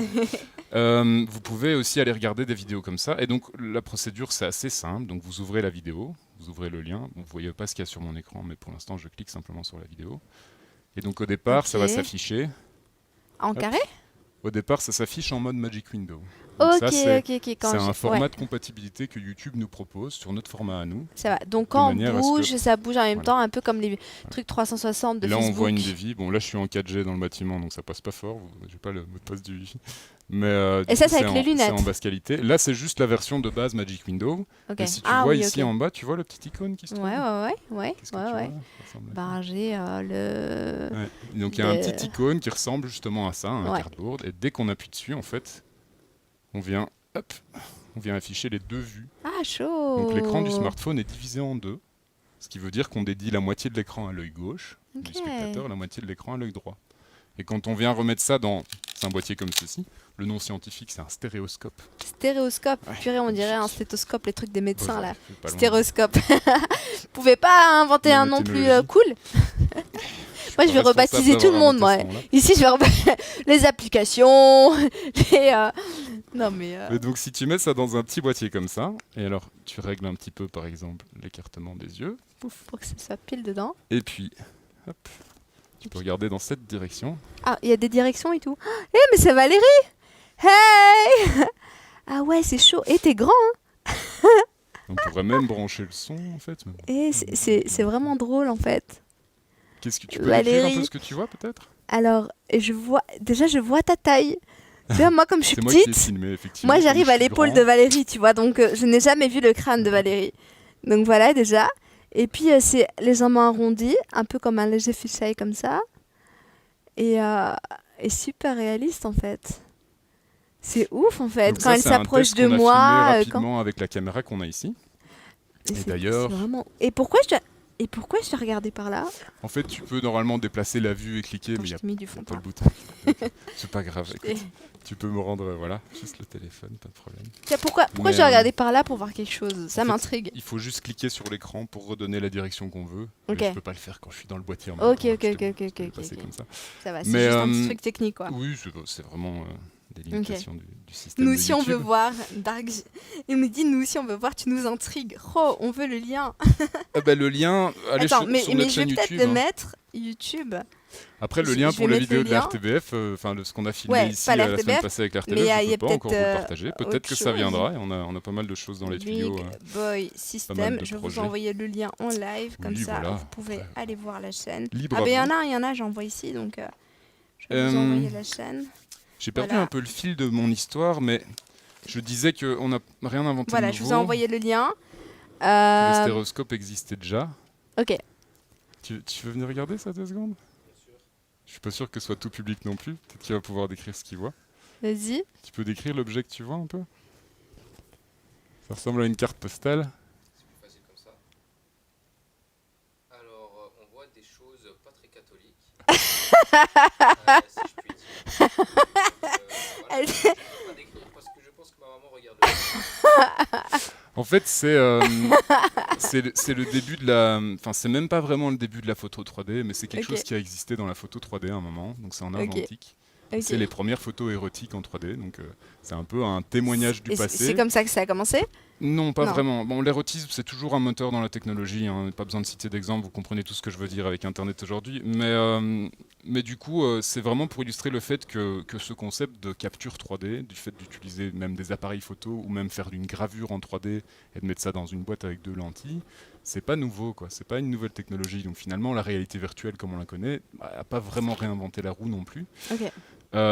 Ici, du coup, nous, on est très contents que ça existe parce que tous les boîtiers de réalité virtuelle qui sont développés par toutes ces entreprises, que ce soit PlayStation ou Oculus ou quoi au caisse, sont un écran de télévision pour notre caméra à nous, qui est du coup cette nouvelle génération de caméras. On a aussi décidé d'appeler le format vidéo réalité immersive parce que nos images ne sont pas des images de synthèse. On ne fait pas des objets 3D dans lesquels on se déplace après dans la réalité virtuelle. Donc, ce n'est pas un monde virtuel, ce n'est pas un genre de jeu vidéo dans lequel on vit en tant qu'utilisateur. Mais on filme le réel, le vécu d'une personne, l'expérience de cette personne, et on permet soit à la même personne, soit à d'autres personnes de le revivre par après ou de le vivre en temps réel. Donc, on a décidé de baptiser ça réalité immersive. Vous pouvez dire dans les commentaires si vous trouvez que le terme est bien choisi. Pour essayer de marquer aussi notre distinction avec le reste de ce secteur où pour l'instant on va trouver soit des images de synthèse qui sont très dures à produire, qui demandent du temps. Faire tout un univers en réalité virtuelle, ça demande beaucoup de travail pour beaucoup de personnes. Réalité immersive. Donc nous on a baptisé ça comme ça effectivement. Et on n'est pas non plus dans la 360 qui est l'autre grand représentant des médias de la réalité virtuelle parce que ce qu'on filme c'est pas de la 360, ce qu'on filme c'est 160 degrés en 3D devant la personne. Pour essayer de couvrir juste le champ visuel de la personne et pas ce qui se trouve derrière cette personne. Ça ne nous intéresse pas de savoir ce qu'il y a derrière elle. On veut voir ce que la personne Donc c'est très complexe quand même. Hein. Les différences, elles sont... C'est très complexe, mais quand on y pense, c'est la manière la plus simple de correctement représenter et la vision et l'audition humaine. Tous les autres systèmes sont une distorsion, en fait, sont une adaptation à la technologie qu'on avait à l'époque pour pouvoir représenter le réel et le vécu d'une personne. Donc, c'est quelque part plus dans la logique de l'évolution, je dirais, technologique en tout cas, que vraiment complètement différent, quoi. Donc, d'ailleurs, ce qu'on a pu observer, c'est que si vous suivez un peu les tendances justement dans le secteur, il y a 5-6 ans, Facebook a intégré les premiers players 360. Ouais, donc on pouvait tout à commencer fait. à cliquer la photo, etc. À la base, ce format, il est fait pour être regardé avec les boîtiers aussi en VR, donc pouvoir tourner autour de soi sur une chaise de bureau ou un truc comme ça. Mais c'est pas comme ça qu'il est consommé. Exactement. Il est Y a consommé personne, principalement en Magic Window. Ouais. Il y a personne qui va aller sur Ouais. son feed et puis qui va voir d'un coup attends, je vais prendre mes lunettes et je vais regarder le truc. Exactement, exactement. Ça, c'est un gros point de friction en général pour la réalité virtuelle. Mais c'est aussi le fait que pour beaucoup de contenu en 360, dès le départ, on était très heureux de pouvoir enfin filmer un contenu un peu interactif, donc de pouvoir donner au spectateur la liberté de regarder un peu ce qu'il veut. Mais finalement, c'est un gros poids, c'est un gros frein pour la création artistique aussi. Ouais. Parce que ne pas avoir de hors-champ, ne pas avoir de hors-cadre. Par exemple, ici, il y a 3 personnes qui sont dans la régie. Je ne suis pas sûr qu'ils auraient tous envie de passer à l'antenne en permanence. Si on était en train de filmer en 360, on n'aurait pas pu faire ce setup-ci, par exemple, quoi. Donc Facebook a d'abord intégré la 360 dans son player, et puis, par après, ils ont commencé à plus pousser un format qui est la 3D 180 degrés. Ok. Donc, 2 points de vue, donc Ok. gauche, droite aussi, comme nous, mais 180 degrés au lieu de 360, quoi. Ok. Et un point de vue en 360, c'est un cyclope qui voit partout autour de lui. 2 points de vue en 180 degrés, ça se rapproche déjà beaucoup plus de la vision humaine, quoi. Donc Facebook fait déjà ça? Facebook fait pas la même chose. Ok. Ce que Facebook fait comme player est compatible avec notre contenu, donc on est très content. Facebook ne développe Non, pas mais une caméra. ce que pour je voulais faire dire, ça. c'est que le player est déjà. Oui, c'est ça, voilà, justement. Mais donc, ce qu'on a observé, c'est que tout le monde s'est engoué vers la 360 et a trouvé ça très intéressant. Et on trouve que c'est très intéressant aussi, hein, clairement. Mais toutes les personnes qui ont voulu créer du contenu plus travaillé, du contenu de fiction, par exemple, ou qui ont voulu vraiment raconter une histoire, se sont vite trouvés un peu désemparés avec ce format 360 parce qu'il n'est pas si facile à manipuler, quoi. Ouais. Et donc, on voit la tendance qui s'inverse, où il y a plus en plus de créations qui commencent à se faire en 3D 180. Ouais. Nous, c'est déjà ce qu'on était en train de faire depuis 5 ans, quoi, quelque part. Donc, on voit que le marché est en train de retomber sur notre technologie, ce qui est très bien, parce que là, c'est au niveau software, au niveau player, ce qui nous rend encore de plus en plus compatible avec tout ce qui se trouve sur Internet, quelque part. Mais ça nous réconforte un peu dans le sentiment qu'on est sur une technologie qui a du futur, qui a de l'avenir, quoi. Est-ce que ce type de caméra est fait pour un public large ou pas du tout? Il est fait pour un monde de pros? Comment si toi tu l'avais, qu'est-ce que tu aurais envie de faire avec, par exemple? Moi, je vais streamer Twitch tous les jours, je stream. Et quel contenu pour que ce soit moi, je suis sur YouTube, donc j'ai mon contenu habituel où je fais mes vlogs, mes voyages, Tu pars en voyage avec la caméra aussi? Ouais, moi je vlog tout le temps. Donc il m'est déjà arrivé de faire 30 vlogs pour 30 jours, pour un mois complet. Donc énormément de contenu vidéo. Et je pense qu'il y a énormément de créateurs qui créent énormément de contenu vidéo. Donc ouais, je le verrai. Ce serait ça. Pour le voyage, c'est super. Moi, en fait, j'ai voyagé 3 ans quasiment avant de commencer à lancer ce projet. J'ai voyagé 2 ans en Australie. Et c'est vraiment en Australie que j'ai commencé. D'ailleurs, j'ai ramené ça. Ça va peut-être te faire rire. Ça, c'est ce qu'il reste de mon tout premier prototype de caméra d'il y a maintenant 6 ans. J'adore, on dirait vraiment le truc Il a de voyagé geek. avec moi dans mon sac à dos, donc il a assez bien souffert, quoi.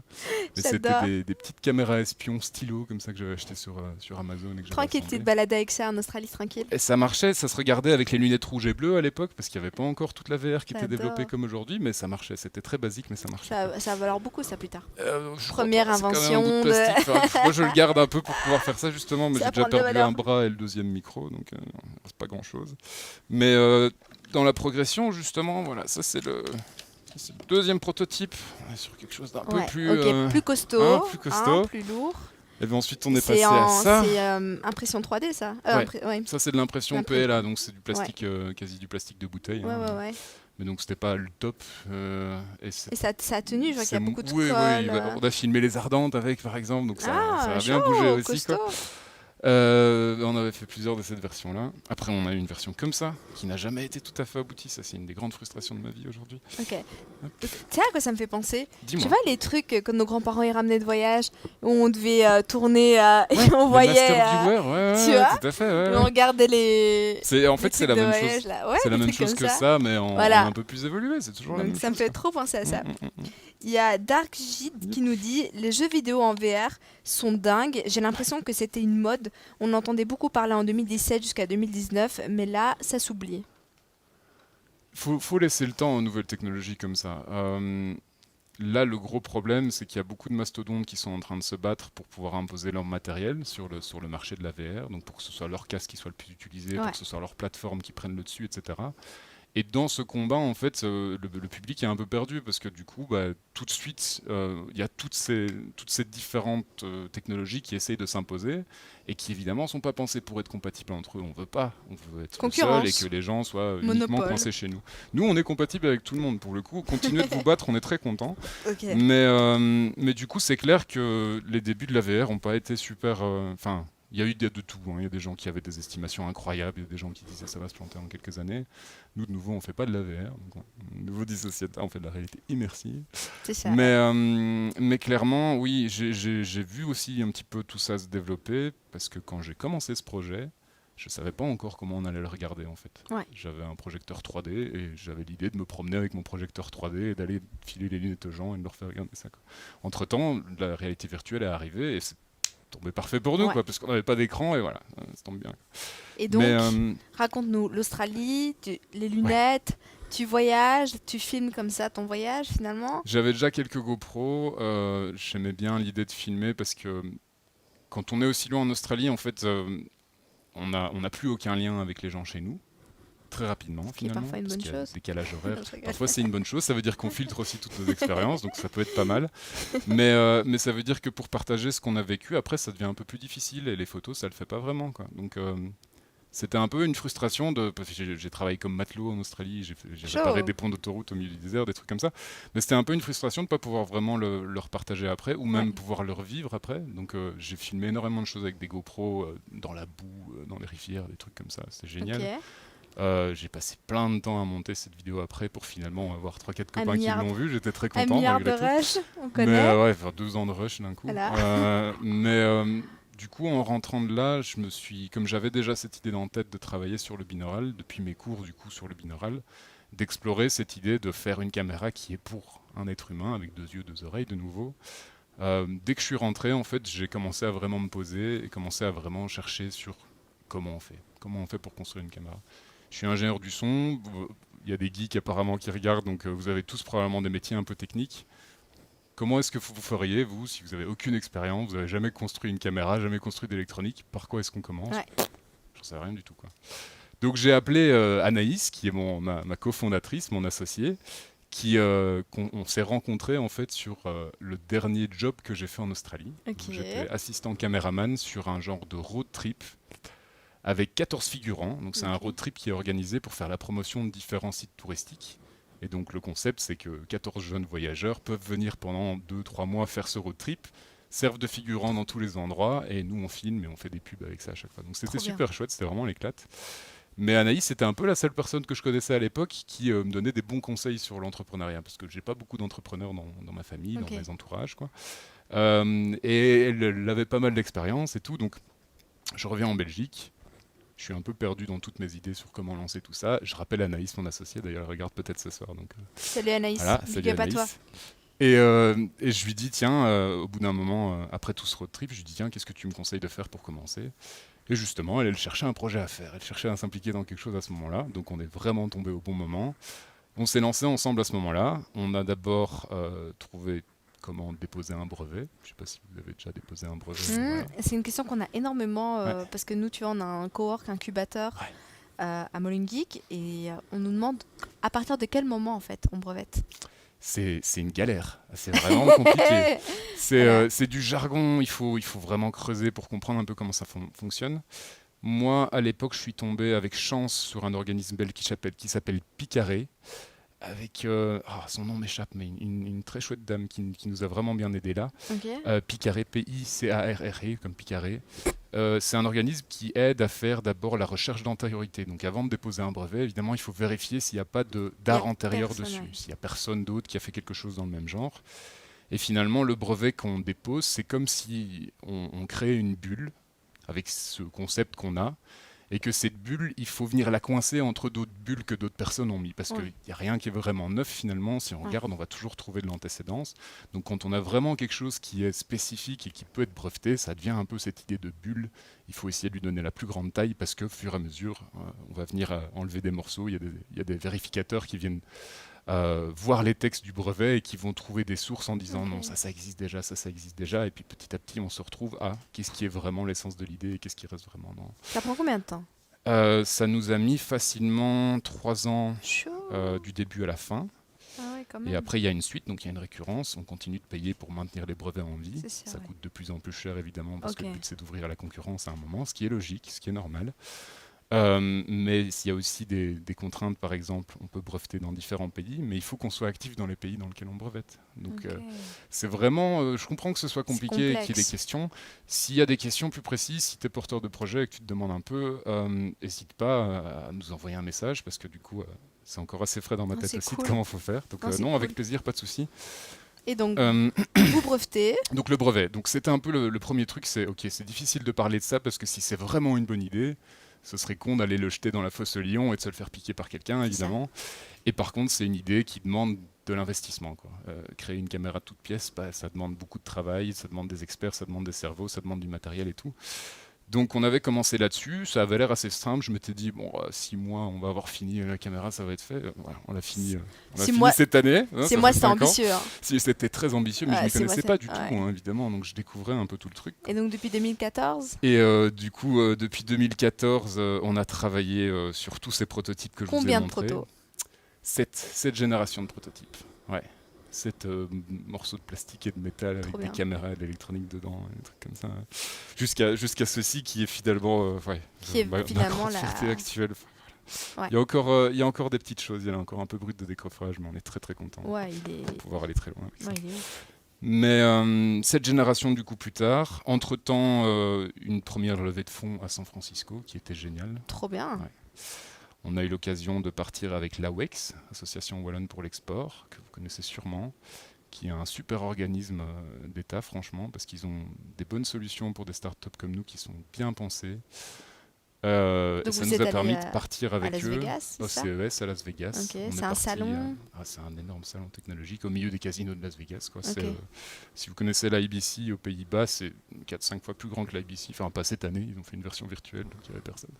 Mais le CES, du coup, c'est la foire à la technologie, donc énormément de pavillons dans tout Las Vegas à ce moment-là. Et c'est là aussi qu'on a rencontré des investisseurs de San Francisco qui recherchaient des projets internationaux hors US, parce que c'est le concept de leur fonds. C'est que, apparemment, statistiquement, les porteurs de projets qui ne sont pas américains ont des meilleurs résultats aux États-Unis que les porteurs de projets américains. Et donc le concept de ce fonds, c'était d'aller chercher des porteurs de projets hors US, de les faire venir sur le sol à San Francisco pendant 6 mois pour les incuber, pour travailler avec eux vraiment au cœur de San Francisco. Et ils n'avaient pas peur de prendre des risques, ils n'avaient pas peur d'investir très early stage, donc quand on n'a pas encore de technologie finie et quand on n'a pas encore quelque chose de palpable pour eux, contrairement à plus d'investisseurs ici qui ont moins ce côté rodéo cowboy, mais plus ce côté bon père de famille, voilà, il faut voir des chiffres. Ouais. Là, on est vraiment tombé sur des gens qui ont aimé notre équipe, qui ont aimé notre concept, qui ont aimé la manière qu'on avait de le développer, et qui du coup nous ont permis de lever ces fonds-là, vraiment dans l'idée de voir ce que ça allait donner. Quoi. Si je peux me permettre, combien on peut lever dans ce type de contexte-là ? À San Francisco ? Ouais. Ça dépend du projet évidemment, mais il y a une grosse différence entre ce qu'un seed, par exemple. Un seed, c'est la première levée de fonds d'une entreprise, on appelle ça un seed, une graine. Il y a une grosse différence entre un seed en Europe et un seed à San Francisco, aux États-Unis par exemple. Ici, il y a un seed, on parlerait de 10, 15, 20 000 euros. Quoi. Ouais. Là-bas, 500 000 euros, enfin 500 000 $, ça peut toujours être un seed. Quoi. Et pareil jusqu'à la série A, B, C, où il y a une disproportion énorme. Maintenant, de nouveau, je fais attention en disant ça parce que j'ai pas regardé les derniers chiffres et que c'est pas très bien ce qui se passe en ce moment aux États-Unis. Je suis un peu dubitatif, mais on va voir ce qui culturellement, il y a quand même une. Il y a une disparité énorme. Ouais. Ça va beaucoup plus vite aussi. On dit qu'on peut rencontrer des investisseurs à San Francisco en allant boire un café, et c'est vrai. Il y a des soirées qui sont comme des stand-up comédies où c'est des entrepreneurs qui viennent parler de leurs erreurs. Quoi, tu vois. Donc il y a vraiment cette culture. C'était très intéressant de le vivre de l'intérieur. Moi, ça m'a aussi donné beaucoup de visibilité sur ce qu'on voulait éviter de faire, sur les pièges dans lesquels on ne voulait pas tomber, parce que du coup, c'est aussi c'est l'océan avec tous les requins, si on veut, quelque part aussi. Donc, grâce aux Refiners, qui sont nos investisseurs, qui sont très bien pensants, je trouve, on a pu assez bien débroussailler tout San Francisco, assez bien comprendre comment fonctionnait le business dans le cœur du business américain, quelque part. Et essayer de ramener le maximum de ça, de ce qui est bon, en tout cas là-bas chez nous, ici en Europe. On a aussi trouvé un peu du répondant sur un aspect qu'on a plus de mal à couvrir en Belgique, c'est qu'on fait du hardware. Oui. On fait un objet physique. Oui. Et les investisseurs, ils n'aiment pas trop ça. Ok. Parce qu'un software, quand on développe du software, déjà, c'est en général plus rapide en termes de développement. Et si à la fin, quand le produit doit être délivré, il y a quelque chose qui ne fonctionne pas, on appelle ça un update. On envoie un update et on installe une mise à jour.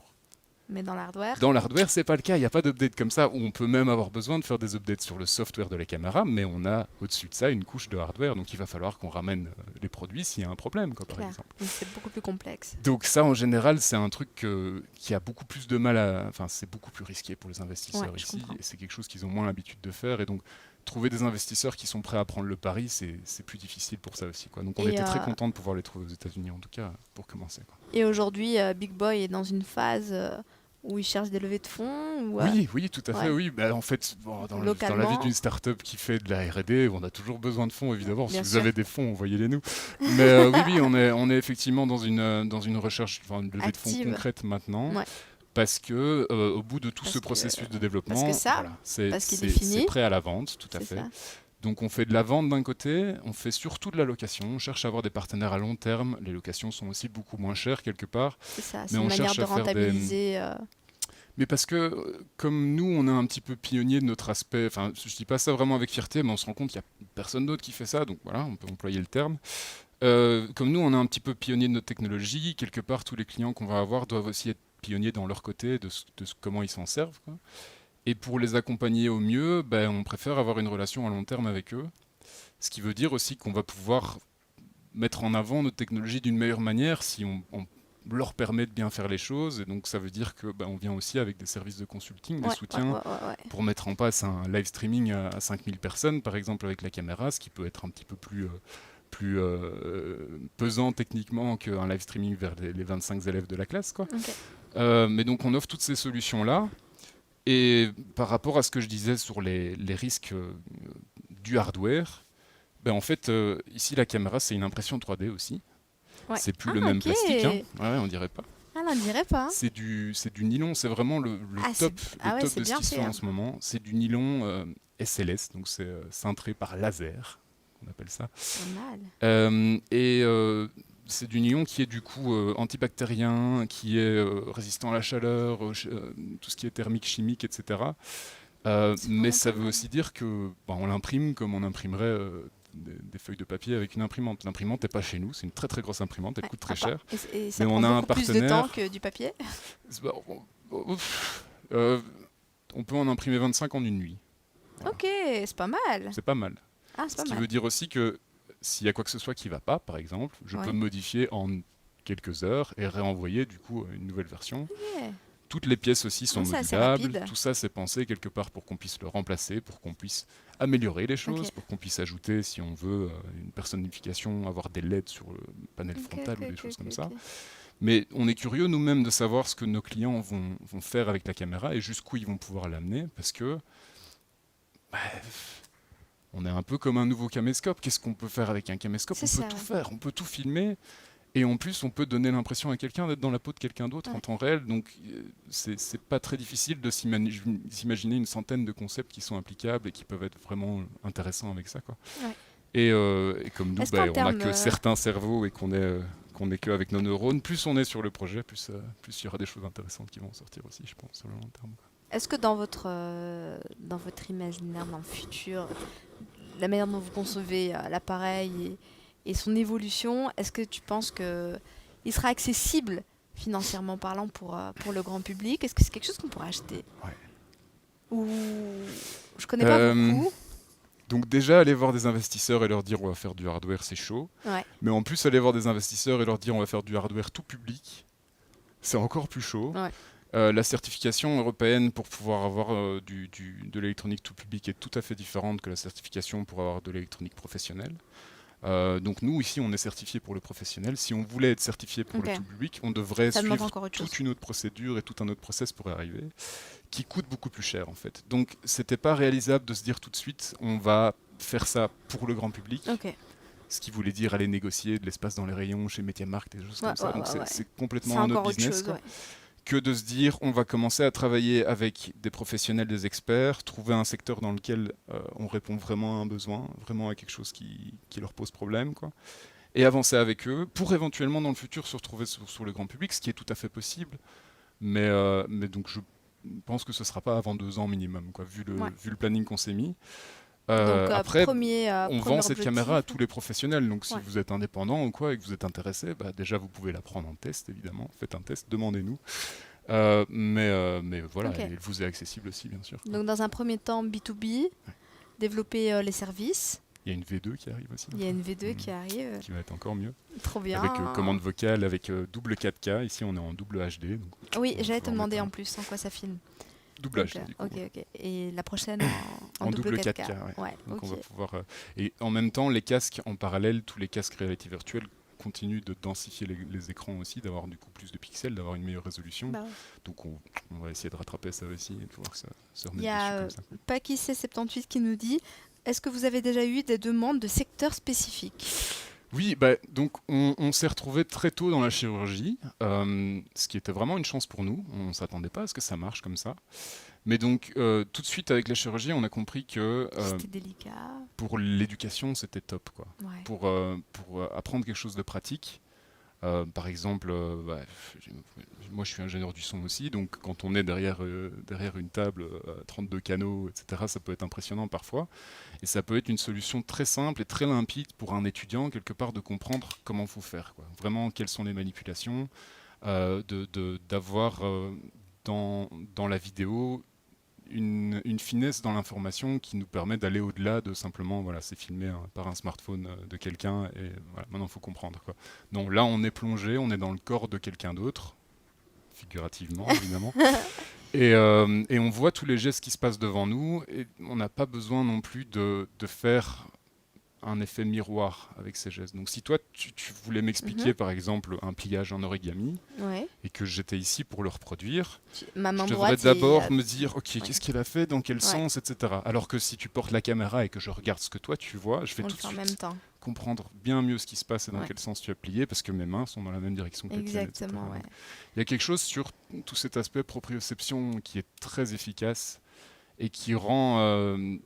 Enfin, ça c'est étudié, hein, y a pas mal d'études là-dessus, qui rend quelque part ce format de la réalité virtuelle, mais du coup intrinsèquement nous aussi, plus fort dans la rétention d'informations, plus fort dans l'activation de la mémoire, ce genre de choses, le focus, la concentration, ce genre de choses qui du coup a vraiment sa place dans les cours, dans l'éducation en général. Et d'autant plus aujourd'hui où voilà, c'est un peu compliqué de faire autrement en fait finalement. Enfin, tout le monde trouve des solutions, mais voilà.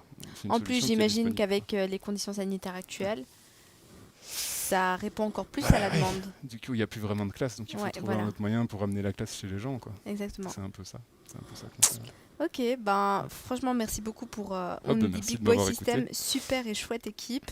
Merci beaucoup d'être venu et de nous avoir donné autant d'explications et de démonstrations de cette nouvelle technologie. Ouais, ça me fait plaisir aussi. J'espère que c'était compréhensible. J'espère aussi. N'hésitez pas si vous avez encore des questions. Moi, je vous lis. Je suis là, je vous lis. Ouais. En tout cas, ça fait plaisir de voir qu'il y en a qui sont dans le turfu.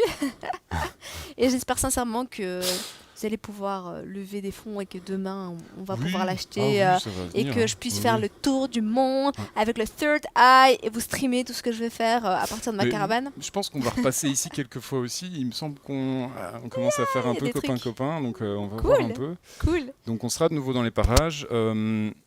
On a encore un petit peu de temps, je peux encore bien sûr. Il y a Barack Adama qui nous dit très très pertinent, toujours au top le Geek Talk et riche en informations. Merci. Ouais, vas-y, bien sûr Samuel, vas-y. Ok. Du coup, je sais qu'il y a des gars de notre équipe qui regardent aussi. Si j'ai oublié quelque chose, mettez-le en commentaire, comme ça je leur dis maintenant vite. Yay. Mais je voulais juste aussi lancer sur quelque chose qui va peut-être en intéresser certains.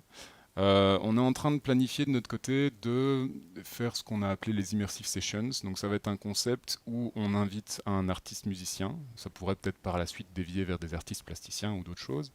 Mais on invite un artiste musicien chez nous et on décompose avec lui son son, sa musique. On le respatialise dans l'espace dans lequel on est. Donc on vient refaire une scène, mais où quelque part on a un seul spectateur et on fait tout le son pour ce spectateur. Pour que tout le monde à la maison puisse avoir le meilleur de cette expérience.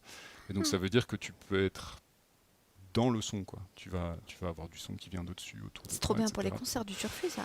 Voilà, c'est pas le futur, c'est maintenant, c'est chez nous. Mais c'est ça en fait le pire, c'est qu'on a l'habitude de toujours dire les technologies du futur et tout, mais le futur, c'est maintenant, c'est le présent. Mais t'as complètement raison. Essayez de vous trouver des boîtes comme ça. On va aussi faire un petit post chez nous où vous pourriez commander à l'avance une boîte. Ce sera gratuit. Ce sera un peu un test pilote chez nous aussi. Okay. Vous le recevrez par la poste et donc vous pourrez regarder de chez vous aussi le soir même si vous avez un smartphone. Est-ce que vous avez un smartphone? Oui. Est-ce que vous avez un casque? N'importe quel casque, n'importe quelle paire d'écouteurs. Ouais, voilà. Bon. Les écouteurs, ça marche aussi. Parfait. Faut juste pas se tromper, bien mettre la gauche à gauche, et sinon tout va être inversé, c'est logique. Mais je vous invite à venir tester. Je vous invite aussi à nous dire ce que vous en pensez. On peut vous follow comment? Insta? En fait, Big Boy System, c'est tellement bizarre comme nom qu'en fait, dès qu'on tape Big Boy System, on nous retrouve. Trop bien. Donc allez-y, tapez Big Boy System dans Google, vous verrez bien sur quoi vous tombez. Ce sera notre page Facebook, LinkedIn, Instagram. Mais vous êtes actifs, vous êtes présents partout. Je veux dire, si on a une bonne équipe, on a des gars qui font ça bien, donc on est assez actifs. Donc vous nous trouverez sans problème. On nous demande si c'est adapté pour toute taille de téléphone. Les boîtiers, en fait, des boîtiers, nous, on vous fournit ça parce que il est sympa et on peut le fournir à tout le monde sans que ça nous coûte un pont. Mais les boîtiers, vous pouvez utiliser n'importe quel boîtier que vous avez chez vous, en fait, finalement. J'ai même, la version la plus petite que j'ai trouvée, c'est ça. Ah, c'est mignon. C'est une toute petite pinette et tu la clips sur ton téléphone et tu regardes dedans. Et puis tu regardes. Donc t'as pas la boîte autour, mais t'as quand même la vision 3D. Sherlock Holmes. Monocle. Version du futur du présent. C'est ça, hein, tout à fait. Le futur du présent. Mais donc tout ce que vous avez pu voir autour de vous qui contient 2 lentilles, il y a de fortes chances que ça marche pour nous, donc n'hésitez pas à essayer. Et puis un casque, je pense que vous trouverez ça quelque part sans trop de problème. Alors, Kim Zani 1205 nous dit Samuel, c'était top, très bien présenté, 10 sur 10 MB. Merci. Ça fait plaisir. Je suis très Et on content nous dit aussi hâte de voir votre travail dans le futur.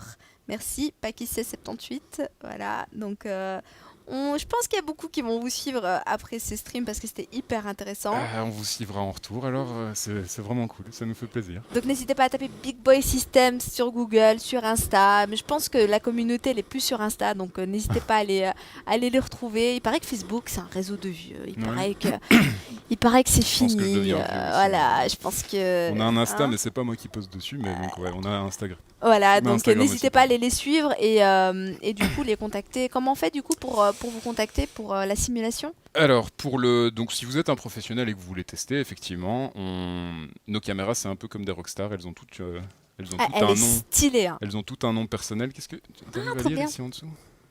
Hello, my name is. Attends, c'est Marius. On dirait, tu sais ce qu'on dirait? On dirait, tu vois, dans Google, quand t'as des trucs de sécurité et tu dois lire les lettres et les réécrire. Vous voyez, où t'as des lettres bizarres? C'est ça. Voilà. Abi.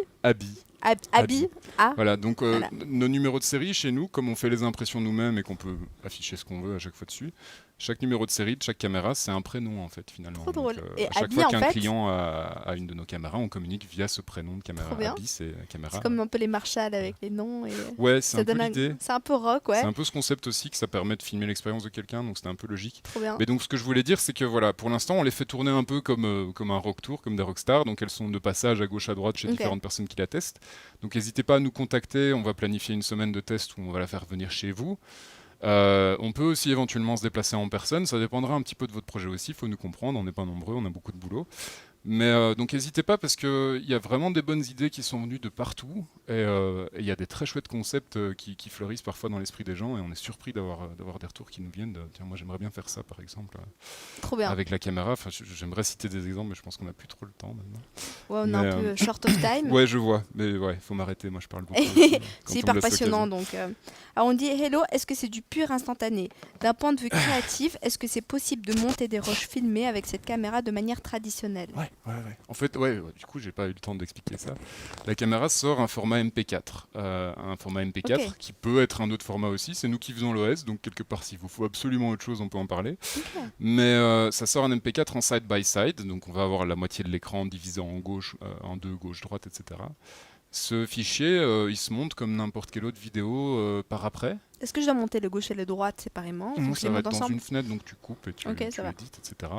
Au niveau du son binaural, on peut pas tout faire comme mix avec le son binaural. Elle n'est pas compressée à fond la piste parce que le binaural, ça joue sur la dynamique. En fait, ça joue sur les différences entre...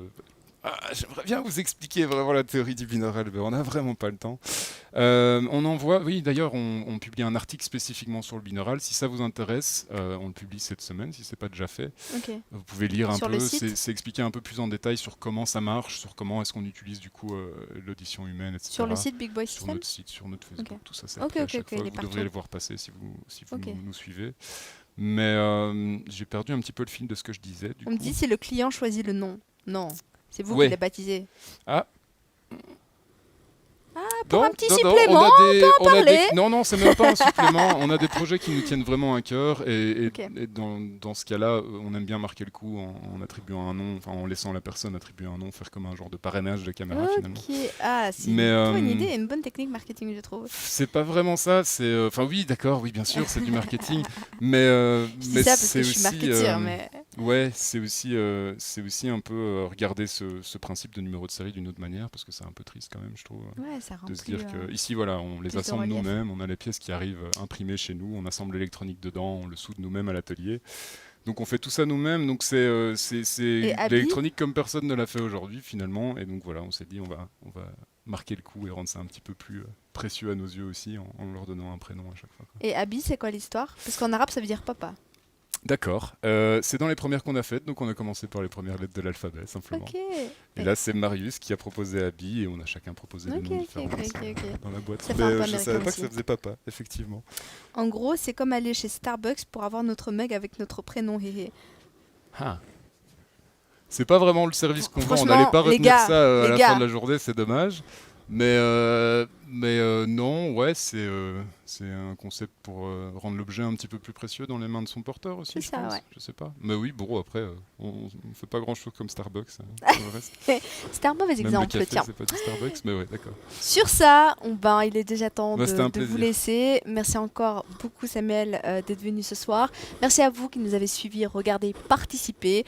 On vous donne rendez-vous jeudi prochain, 19h, pour le prochain Geek Talk. D'ici là, portez-vous bien et vous pouvez revoir tous les Geek Talk ici sur Twitch ou sur YouTube dimanche. Donc à bientôt, à jeudi prochain. Bye.